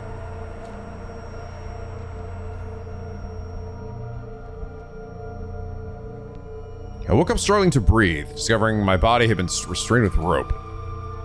So you're finally awake. Hiroko! And you seem to be yourself again, for now. Come to think of it, I can move my body of my own volition again. What's that back there? Do you know what's happening to me, Hiroko? The missiles will be fired soon. I'll explain everything before then. All of it. Who the killer is and everything they've done. Does this mean the killer is... It's you. You're the one who destroyed Sirei. And you're the one who killed all 13 of our friends. Hell yeah. What are you talking about? That's not... Oh. I know you weren't aware. Your conscience is clean. But 13 people still died at your hands, and if you weren't aware of it. I did this? No, that can't be right. I first noticed something was strange with you on day 16. Day 16? It's the day you were attacked by the killer in the biolab, right? Yes, but the one who cornered me in the lab. It was you, Takumi. No way. I didn't do that. I believe it was around 11 p.m. I couldn't sleep, so I was walking around the school by myself. I saw you in the hallway on the second floor. Me? The night of day 16? You had a kitchen knife in your right hand. Something was off about your eyes and the way you were breathing. So I ran. But you chased me with a horrific look on your face. It was clear you were trying to kill me. I ran to the biolab, but you caught up with me right away. We got into a struggle. You kicked me and sent me flying. I hit the back of my head and collapsed. I was barely conscious and able to move, and there was someone in front of me. Hey! The killer was about to attack you. I was trying to help. I'm afraid not. You're misremembering. Misremembering? You're the one who attacked me, Takumi. I'm certain of it. So that was just like he imagined that, essentially? That someone in a black suit came to save me. Oh, came to save her. What are you talking about? They attacked you and you lost consciousness, but you came to almost right away. You threw yourself at the person in the suit. The two of you broke through the window and hurled to the ground. I assume you remember what happened after that. She's right, I remember. I grappled the person in front of the wall of fire. Just in the nick of time, I kicked their leg as hard as I could. Interesting, so this person came here to save Hiroko? The hell? I took the power saw and ran after them, but then I lost them. The events of that day marked the moment I began to suspect you. There weren't any casualties at the time, so I couldn't be sure. But I had to consider the possibility you become host to Oh, what? Host to a gi. To a what? A host? Gi? The Gi tribe for 567? What are you even talking about? I doubt you remember, but the gi are a parasitic organism we discovered in another timeline. What the fuck? It's a terrifying organism that gradually eats away at the host's body and eventually takes it over completely. Oh, okay, so we're seeing some completely new thing here. What? Okay, so not Eido's cryptoglobin. What? But I had no proof you become infected, so I kept quiet. Eventually, though, we had our first casualty on day 25. That's when my suspicions grew stronger, so...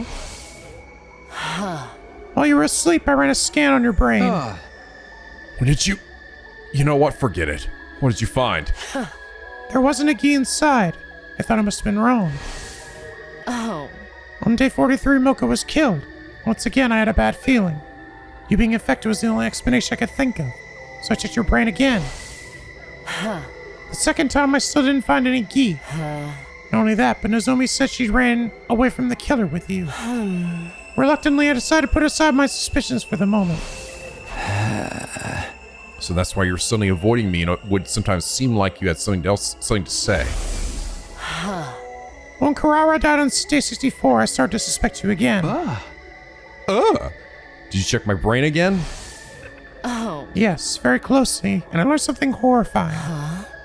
Even though there was no actual gi in your brain, the gi's data was eroding it.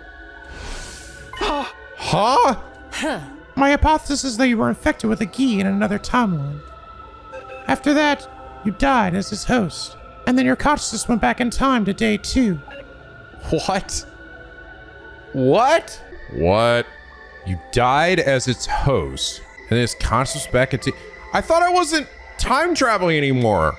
All these times I'm hopping time, like, to different spots, it's like, Takumi doesn't remember anything else, though, right? But she's saying that she does? And she's had that ability and she's been using it this whole time? But Takumi also apparently did this too? And he's talking about like, yeah, this is like Stein's game. Well, to be fair, that's exactly what it was. And so when he time travels, he's technically going back to his consciousness. When that happened, the key data in your brain went back to the past with you. The data went with me? That's weird. It appears my hypothesis was correct in the end. You killed Nozomi right in front of me, after all. Time travel can't send physical matter back in time. The key itself no longer physically existed in your brain, but its cognitive data still remained. Stop. Stop it. Do you honestly expect me to believe any of this? Does that mean you killed Nozomi of your own free will? And the other 12?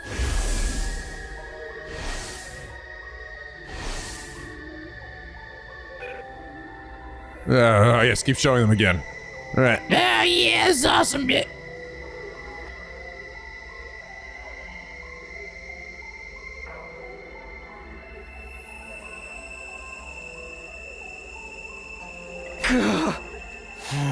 You didn't know what was happening. When the Gi awakens, your consciousness vanishes. So it's like some kind of split personality? It must have happened this way because you're only infected with Ki data. If the entire organism was in you, your brain and body would have fallen under its control immediately. But you knew I was infected. What did you do then? Naturally, I wanted to do something about it, but I didn't know how to cure you. Consider blowing your brains out and putting you in the Revive-O-Matic, but... Your head already got smashed on day 43. Right. Remember Nozomi telling me that happened. Oh. But the murders still didn't stop, and you destroying your brain was futile. The revival system must have perfectly recreated the brain data stored in its database. Went to the library to do some research and try to find another way to cure you. That's when I found out about a certain drug. What the hell? And then like, but this wasn't, okay, this shit was no way in the other side, right? Like this fucking parasitic Gi in Takumi's brain. Drug? It was possible that injecting you with it would remove the Gi data from your brain. So around dawn on day 67, I snuck into your room and administered the drug as you were sleeping. Oh. Is that why I didn't wake up for 3 days? Yes. Side effects of the drug I injected you with caused you to fall ill. Oh. Thought I finally restored your brain to normal. In order to be sure, I examined your brain again the day after you woke up, day 71. But... the key data was still there. What? I failed. The drug didn't work. Why? Why can't I get you out of Takumi? You latched onto him and killed our friends. How long do you plan to toy with us? So this is why Takumi was like tired all the time, I guess. Also, if the fact that he was, while sleeping, he was getting up and murdering everybody. Go to hell already! You filthy insect!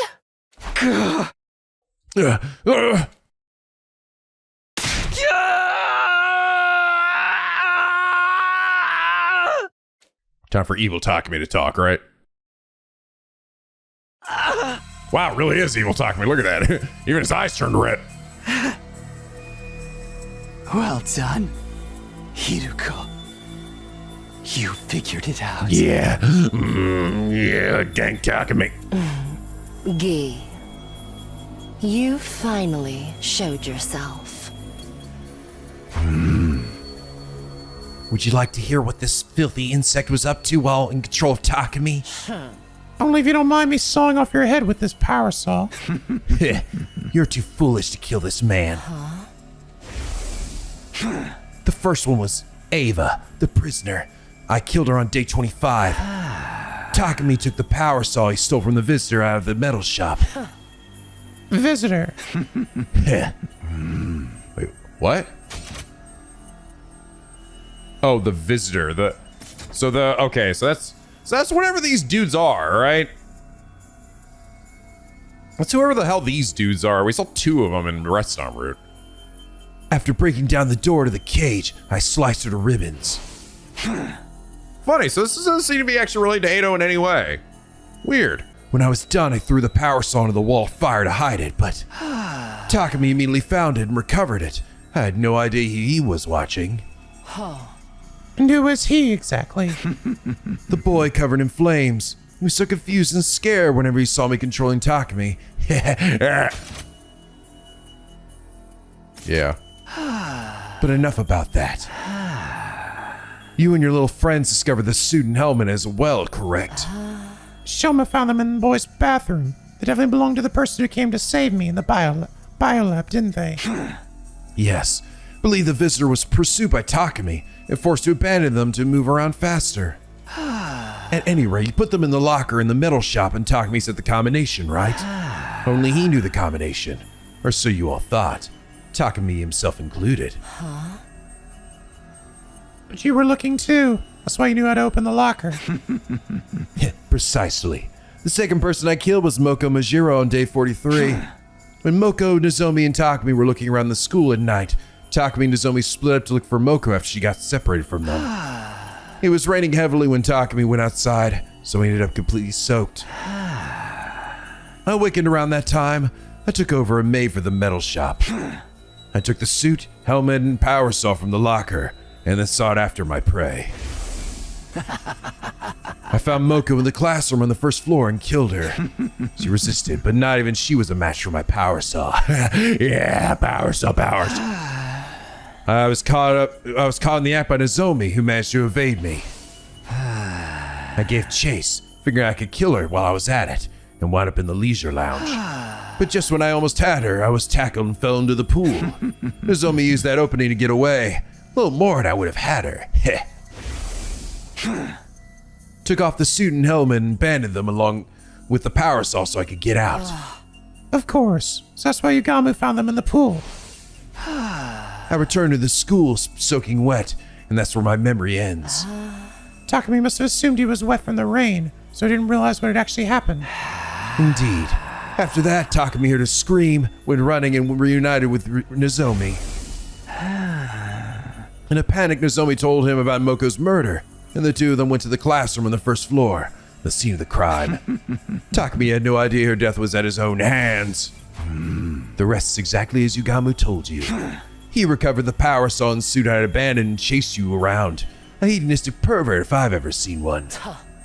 After he took your gear, you changed weapons, didn't you? Starting with my third victim, Takamaru.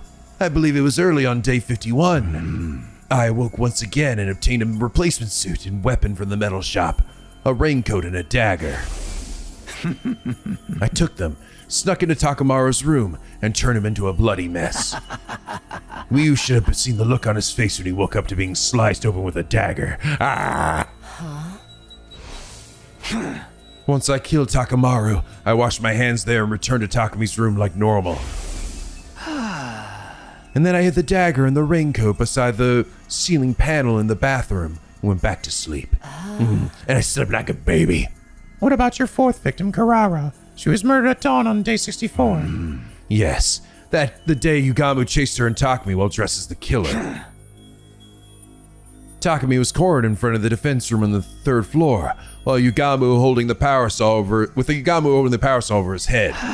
Just then, I woke up and Takumi lost consciousness.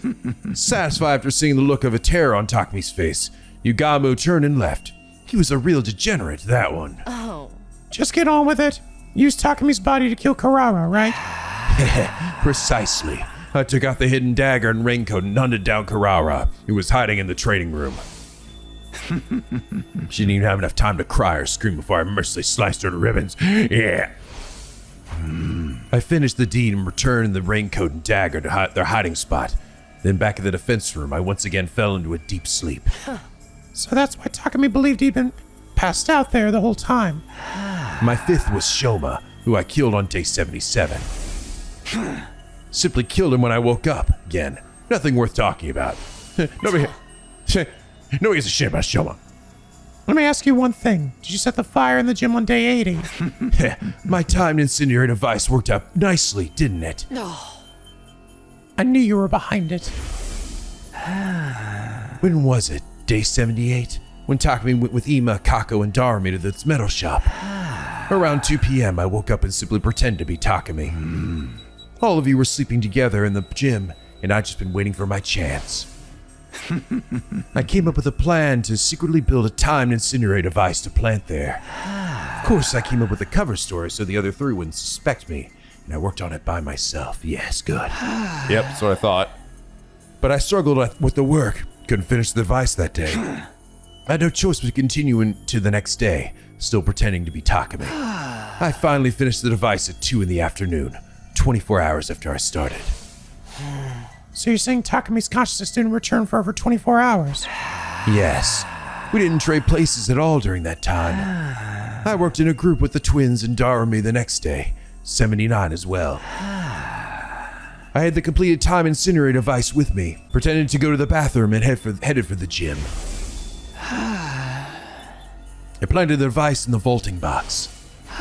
Then went to find the rest of you. You were all in a panic over seeing the killer. Obviously, the person in the suit wasn't me that time. Then it was this visitor you alluded to before. Doesn't really matter. I've achieved what I set out to do and went ahead with my original plan. I returned to the metal shop at 2:30 p.m. Nobody was there because of all the commotion over the killer. But about an hour later, Takumi was awake again. Then Ima, Kako, and Darumi came back. Takumi? What are you doing here? Takumi underwent mitosis. Stop talking about me like I'm some kind of amoeba. I've been here the whole time. I doubt it. We just saw you going up the stairs. While you were gone, there was a huge commotion because the killer showed up. We tried to catch them, but they got away. Everybody's still searching as we speak.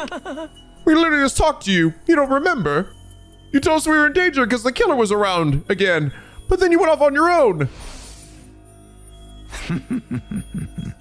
It's only natural that Takumi was confused. He never imagined he spent the last 25 hours and 30 minutes unconscious. As I planned, I activated the incendiary device I planted at the evening of day 80. You all scattered and ran, and Takumi ended up with Darumi. Gamu pretended to be the killer again and chased them. Then they got separated. Takumi acted as a decoy and managed to get away from Yugamu, but unfortunately for him, I awoke once again. So your sixth victim was Darumi. I got the raincoat and the dagger from my room and hunted down Darumi in the leisure lounge. I tore her apart and then threw what was left of her in the pool. Yeah, bitch, woo, yeah. That girl seems to enjoy it. She was a real strange one. Yes, I can finally fucking die. Depression. Enough commentary. What about number 7 and 8, Ima and Kako? Oh, that's simple. Takumi was working with them on day 83. Once they left the metal shop, my consciousness awoke. As usual, I got the raincoat and dagger out of my room and tacked them in the biolab. Right. Come to think of it, the two of them seemed to be suspicious of Takumi as well. They were trying to catch him, but it was too little too late. Once it was done, I had the raincoat and dagger in my room again, went back to the metal shop like nothing had happened. Takumi's consciousness came straight away. Naturally, he wasn't any the wiser about what had happened. As you're aware, the 9th person I killed was Gaku. Day 89, after Yugamu got caught, you agreed that Gaku would take the suit and power saw to hide them somewhere.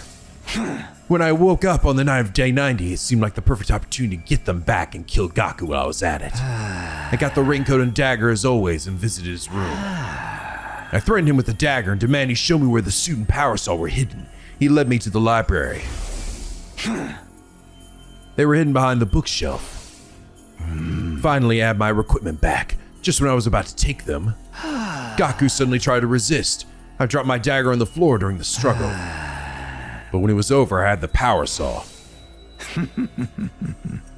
I relentlessly sliced him up with it, making sure to hit every last vital spot. Once I was sure he was dead, I immediately went back to Takumi's room. It's funny. I actually don't know how necessary a lot of these explanations are. Like I feel like some of the early ones okay, but everything else sort of just like kind of falls into place, and you go, oh, okay, I sort of get it. But I don't know. I guess it's fine, just to make it absolutely certain that it's all, you know, made clear. And to be fair, he did also mention like they ran into this visitor again, right? So he would have need to explain that. I had everything in the bathroom ceiling and went to sleep. After that, I was able to use the power saw for my kills again. I'm aware. Used it on your 10th victim, Yukame. Your reasoning skills are impressive, Hiroko. You're the most brilliant imbecile of them all. The night of day 92, I woke up, I put on the suit and grabbed the power saw, and went after Yukame. Power saw made short work of the door to the room he was being held in. I listened to his bones snap as they were torn apart by the spinning blades. I checked that he was fully dead and returned to my room, careful not to be seen. Once again, I hid everything in the bathroom and went to sleep. Then came number 11, Kyoshika, who I killed on day 94 after a bit of extra legwork. You put slow-acting sleep medicine in the water cooler the day before. You figured that out. If you were my host, I could kill so many people. After the defensive battle on day 93, I took over and slipped the meds into the water supply. So like, I don't know. Here's my one question. I don't get why the hell Hiroko didn't just like tell everybody about this or tell Takumi about this, you know, when she finally discovered like the data in his like brain, that was there, because it's pretty clear that yeah, he's fucking killing everybody. So like, and she like literally knows it's him at that point. So why didn't she just like tell him or tell everybody else so they could do something? Literally like restrain Takumi. And if you're like from the future, they probably believe you too, because Takumi was when they believe Takumi. So this is like the shit we didn't know about Hiroko, is that she's like also a time traveler. That's why she like has experience with this shit. But why didn't she? Here's the question then. Why in the other routes, and also, or in like Route 0, for example, why did she not know anything about the commanders? Was that like her first time? And then also, I don't think she knew about any of that stuff in the second scenario, right? Didn't seem like it. I maintained control right through until nightfall. Then I broke down Kyoshika's door and killed her as she slept. Of course, the rest of you slept soundly till morning thanks to the drugs. Number 12, Tsubasa, hardly bears mentioning. On day 7, I woke up in Takumi's room and grabbed the power saw as usual. Set my sights on Tsubasa. She worked alone in the metal shop and ended her life. Despite the circumstances, she kept on tinkering with her little project. She was practically begging for it, and I was happy to oblige. You don't need me to explain the 13th victim, Nozomi, so are there any other questions? Why did you kill everyone on different days? I thought you were more than capable of taking us all out at once. I couldn't predict when I'd wake up. It came in episodes. So I was forced to adapt to whatever the circumstances were whenever I woke up. Which meant having to kill you one by one. Besides, if Takumi were to wake up while I was doing my work, I'd be in trouble. I was just doing what it seemed like I'd be able to do while I still had control. So it wasn't intentional. Well, there was plenty of enjoyment to be had as a murderer. Yeah. Such as figuring out who to kill, when to do it, and how. Plus, there was Takumi's utter despair watching you get picked off, one by one, without ever realizing the truth. It was utterly delectable. Not to mention, the way you suffered for Takumi as you started to notice me. I wish I could enjoy it all over again. It would have been a waste to massacre all of you at once, clearly. I have one last thing to ask. It's about day 16 in the biolab, when you almost killed me. Oh. The mysterious person in the suit who suddenly showed up. The one who kicked you away and saved me. Who was that exactly? You mean the visitor? Surely that finely tuned intuition of yours has already worked it out. Don't tell me.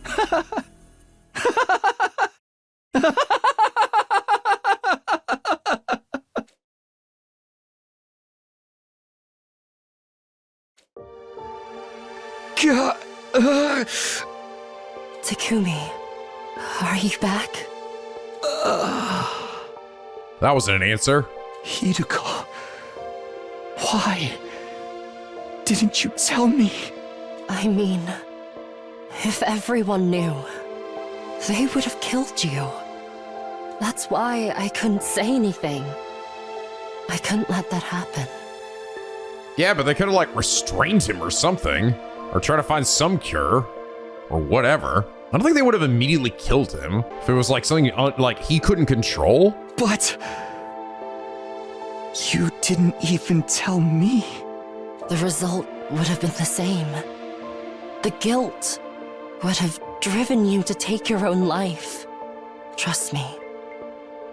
I know what kind of person you are. So she like, it's clear that she like must have like fallen in love with Takumi in like the future or something. The final attack is starting soon. When the missiles launch, all life on the surface will end, including us. If we don't get into the escape pod. Hideko, I have one final request. Get on the escape pod without me. Takumi. My brain's been eroded by Gi data, right? If nobody knows how to remove it, there's no point in me surviving. So, please. I know. If that's what you want. But don't worry. I'm not going to leave you. I'll stay by your side until the end. Don't tell me you mean to. Are you crazy? Just get in the pod without me. I can't. It's too late. The final attack starts in 2 seconds.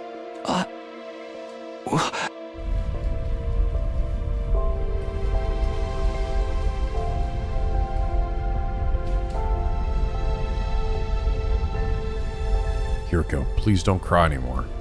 If we get to meet again, I promise, next time.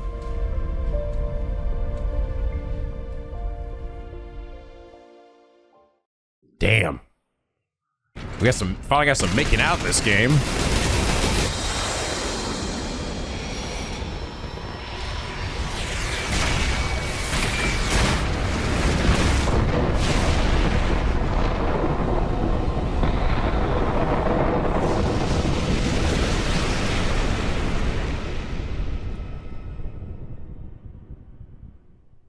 Ow.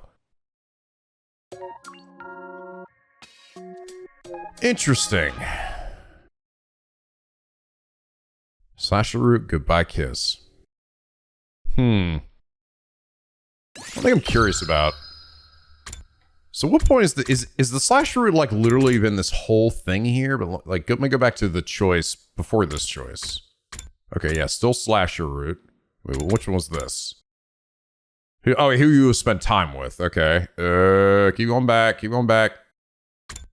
This is also the slasher route. Not the slasher route anymore. So the slasher route kicks in the moment you go down this way. So that means there's actually a few other, I guess, I don't know if these are just going to lead straight to endings. Where I dodge or whatever. That's going to lead to this an ending over here, maybe? And then, who will I spend time with Nozomi or whatever? I assume that this one maybe just leads to, like, Takumi killing Nozomi or whatever. Maybe? Well, I guess they're just endings branching off of from that. Huh. Interesting. Well, okay, so we're just seeing some new idea, and the new thing was that Hideko is seemingly also a time traveler in some way, right? Interesting. That is cool. That's definitely like something weird and different, that's for sure. Which is good, because we definitely need more of that. It's unfortunate then that this overall route is still to me just mired in pacing problems, and it's just horrendously repetitive. Like, I get exactly what they were going for, but the problem is that everyone just seems so dumb in this. And I still think that I get that Hideko wanted to protect Takumi because she like loves him and probably met a future version of him that she wanted to protect, so she's like going back in time to save everybody, and she like didn't want to get him killed. Maybe he was the one she gave a shit about. Maybe that's it. But it's still like kind of maddening that'd be like I said, we will just. I assume that she says that too, like, well, they would have killed you because that's what happened in another time, or you would kill yourself because that also is what would happen another time in a similar thing. I don't know, but it is kind of like, to me, it's like, again, I feel like you could have just told everybody and they would at least would have stopped Takumi and restrained him. So by the end, it's just kind of like, it just makes Hiroko seem kind of dumb because we're like all just like watching Takumi, like, she's just like watching Takumi kill everybody. And it's just like, all right, well, I guess I'm just going to watch everybody. I'm not going to like try to stop him or restrain him any further. It's like, nah, it's fine. Why, at the very least, why don't you just like walk into his room and like hold him down? I don't know, man. I don't know if I get that. I don't know if I understand why she would at the very least not like hold him down. And I guess she just was like, I didn't know what to do. So I'm just going to let you kill everybody and then eventually confront you and kiss you, and then we'll die in the end together. It's interesting, though. It is. It does make Hiroko a much, like it expands Hiroko's character quite a bit, and there's still a bit of mystery as to how this whole time travel shit works for her. And that she even has an ability like that is wild. Because her cryptoglobin didn't seem to work in any ways like Takumi's. Her ability is that she gets more damage when killing things, you know? So, like, I don't know how exactly that works. I don't know if it... I'm almost wondering if there's, like, a potential, like, another time where she, like, Takumi, like, used his ability to send Hiroko back. Or, like, shared his cryptoglobin with her so that she can travel back in time. If that's how it works. And that is what's allowing her to go back and, like, set things straight. But... I don't know. Like, the thing is, never really got much, like, feeling of warmth from Hiroko, right? Through most of these. It never really seemed like Hiroko was necessarily, like, particularly taken with Takumi. But I guess she's also a pretty cool cucumber. But some of that stuff, we started to see that here in this route, right? There were moments where she was, like, very tender and genuine with Takumi. But I don't know if I would say she was necessarily that way in the other routes. So she was more like a hardened leader, you know? And she didn't seem like she picked Takumi for any special reason or anything. So it's hard to tell how much of it is of like this different Hiroko is specific to this route or this side where we kill Edo and not this side. And again, I don't understand why she wouldn't know that the commanders were like understand their abilities. I don't remember her remarking on that at all, of like already ahead of time knowing information that she shouldn't. Not to mention that one time she literally gave me up to Sirei, and then Sirei fucking like tased me and brainwashed me or something. So I don't know, man. I don't know. But I do know one thing. I think I'm done with 100 Line Last Defense Academy for now. I think I need some time away from this game. I think I'll probably come back at some point. Probably. But I really need to just not be around this game for a while, because I've sort of hit that point where I'm just like, there are things about this game I like I liked this ending and I like the intrigue around this. I just hate all of the shit in the middle that all the build up to it. Like, this route had a great start and a great end and a terrible middle, in my opinion, because of just how horribly paced it was and how much it just kind of doubled down on the things that have already become so repetitive at this point, you know? Not to mention, I found the act of your friends dying also to be just so also repetitive, right? Knock on the door, talk to me. Wait, what happened? Just follow me. Just like, okay, we'll do that 13 times. And I think I'll probably come back to this. I do. But I feel like that's where I sort of like want to end my thoughts on this game here, where in case I don't maybe come back, but I guess my final thoughts of what I feel now at this point. I am very impressed with this game. I think that this game is an insane undertaking. It's crazy, right? And to be fair, it was a crazy concept, the idea of having 100 innings in a game. And I think it's neat that they managed to pull it off. I like these characters a lot. I think they're all pretty good and pretty interesting. Some are better than others, obviously. And there might be that some of the characters get better, right? Like, I don't know if Gaku, Karara, or Kyoshika will ever get like a moment where they're like really great, but and Shoma's had some moments, but I think I'd say he's better than those ones. And then the others are all generally pretty good, you know? Like, I really do like Takumi's protagonist. I think Hiriko's pretty cool. I think Nozomi is sweet. I like the chemistry they have together. Takamaru is the best bro. Darumi is amazing. Ima is also kind of a weak one, to be fair, but I like Kaku a lot. Yugamu, to be fair, is also like, I don't know, I feel like he never really got a moment to shine either. And his murder stick also got kind of old. But I think the stories that they came up with, especially like second scenario and Vestinus, those were some of the best ones. They were really good. I think the music's great. I think the art and art design and locations are all great. And I think it is impressive seeing these insanely massive routes. You know, like they're like literally like almost like full-size games like put next to each other. It's incredible and impressive. And I think there can be some really good writing. Great music and stuff. Of course, Masafumi is like the GOAT. But all that said, I think this game has some real problems that I don't know if it's like possible to solve without more dev time and without basically shrinking the size of this game vastly. I feel like this game is sort of a testament to that quality. The quantity isn't better than quality, right? And that's the bad thing about this, is that some of the routes in this game just are not great. They're like not great. Let's go over the ones that like while we're thinking about it. Let's go over the routes here and like what are good, what is bad. Restom route I thought was good. I just thought it went on too long. I think this route was one that could have done with some trimming. The casual route, that's the milk route, was interesting. It thankfully didn't overstay its welcome too much, so I actually think that's good, you know?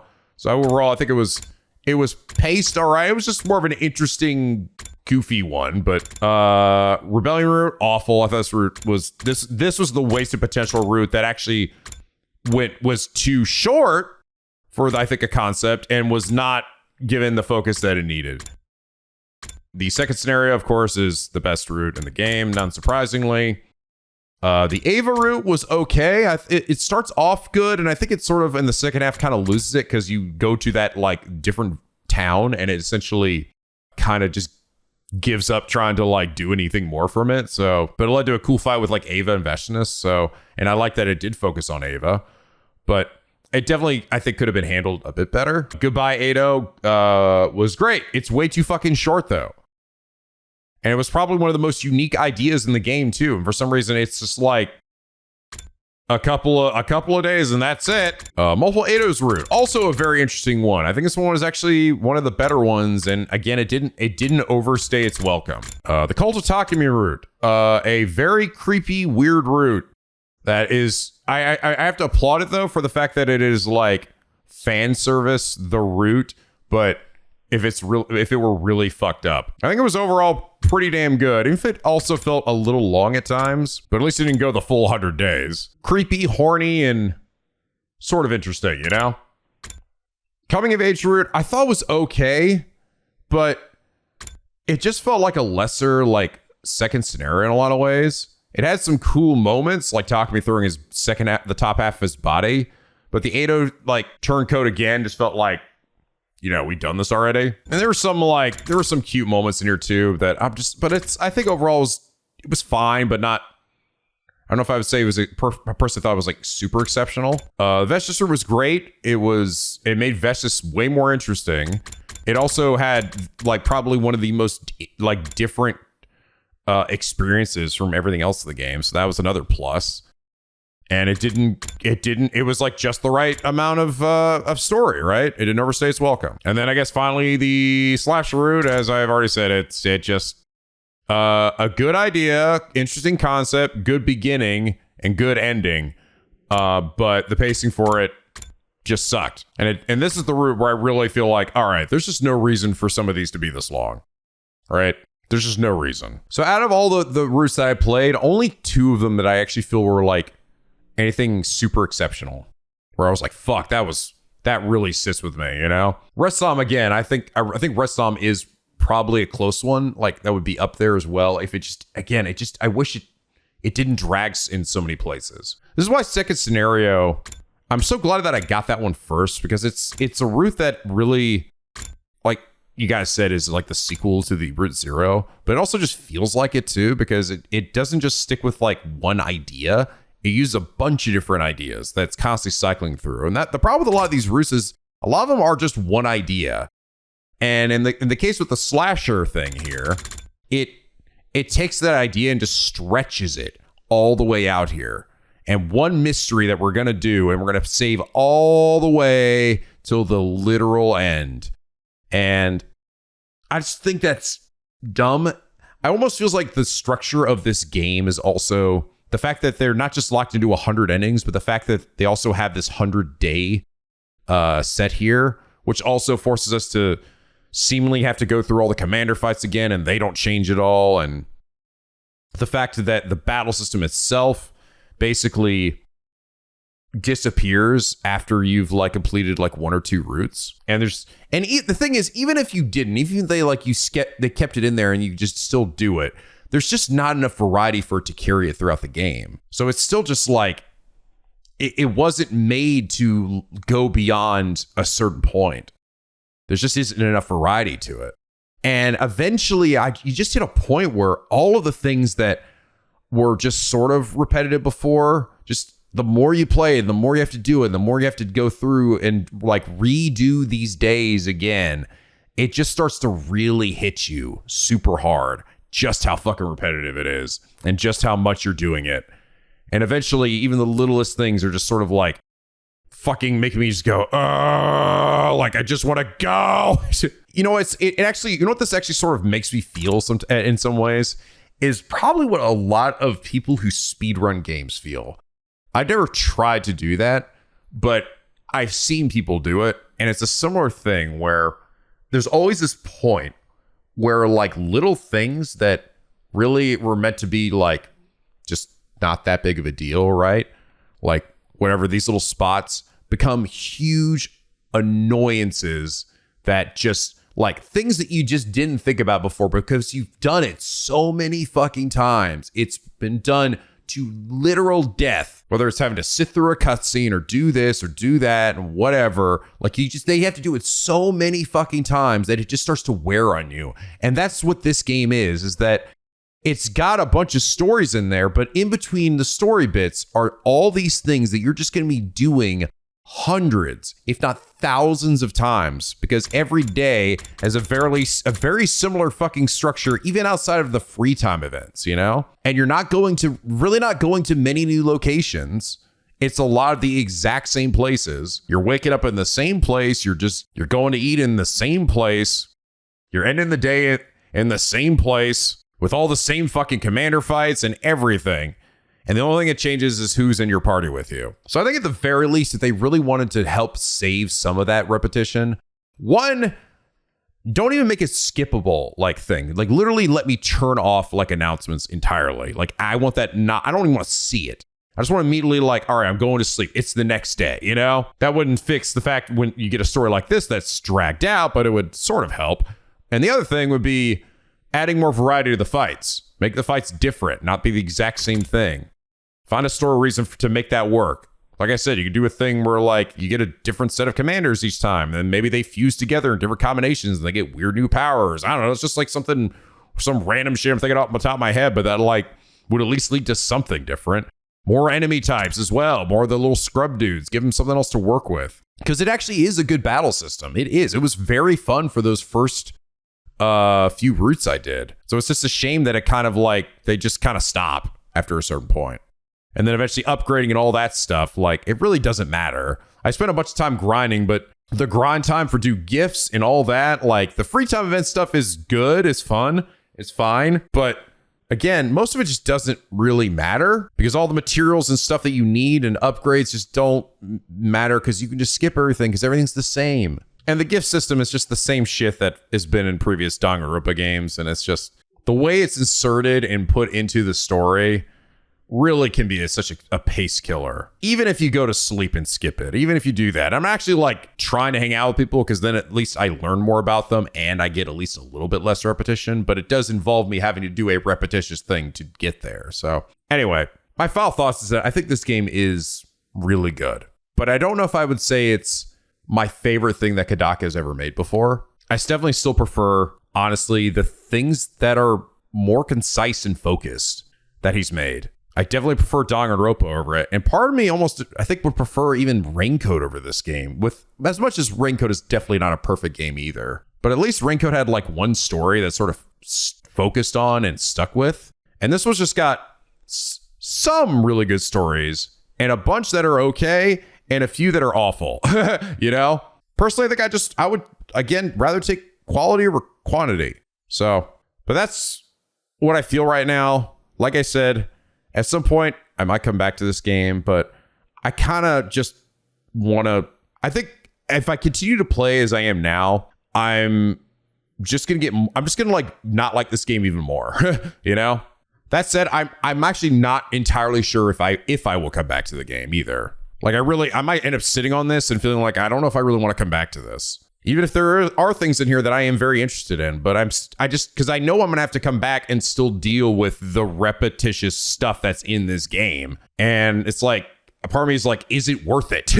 Is it worth like going through that and probably having to go through another like 40 episodes of this? I'm going to reiterate, I never was holding myself to having to do 100% of this game if I got to a point where I felt like I just didn't want to continue, you know? And that's where I sort of am at this point.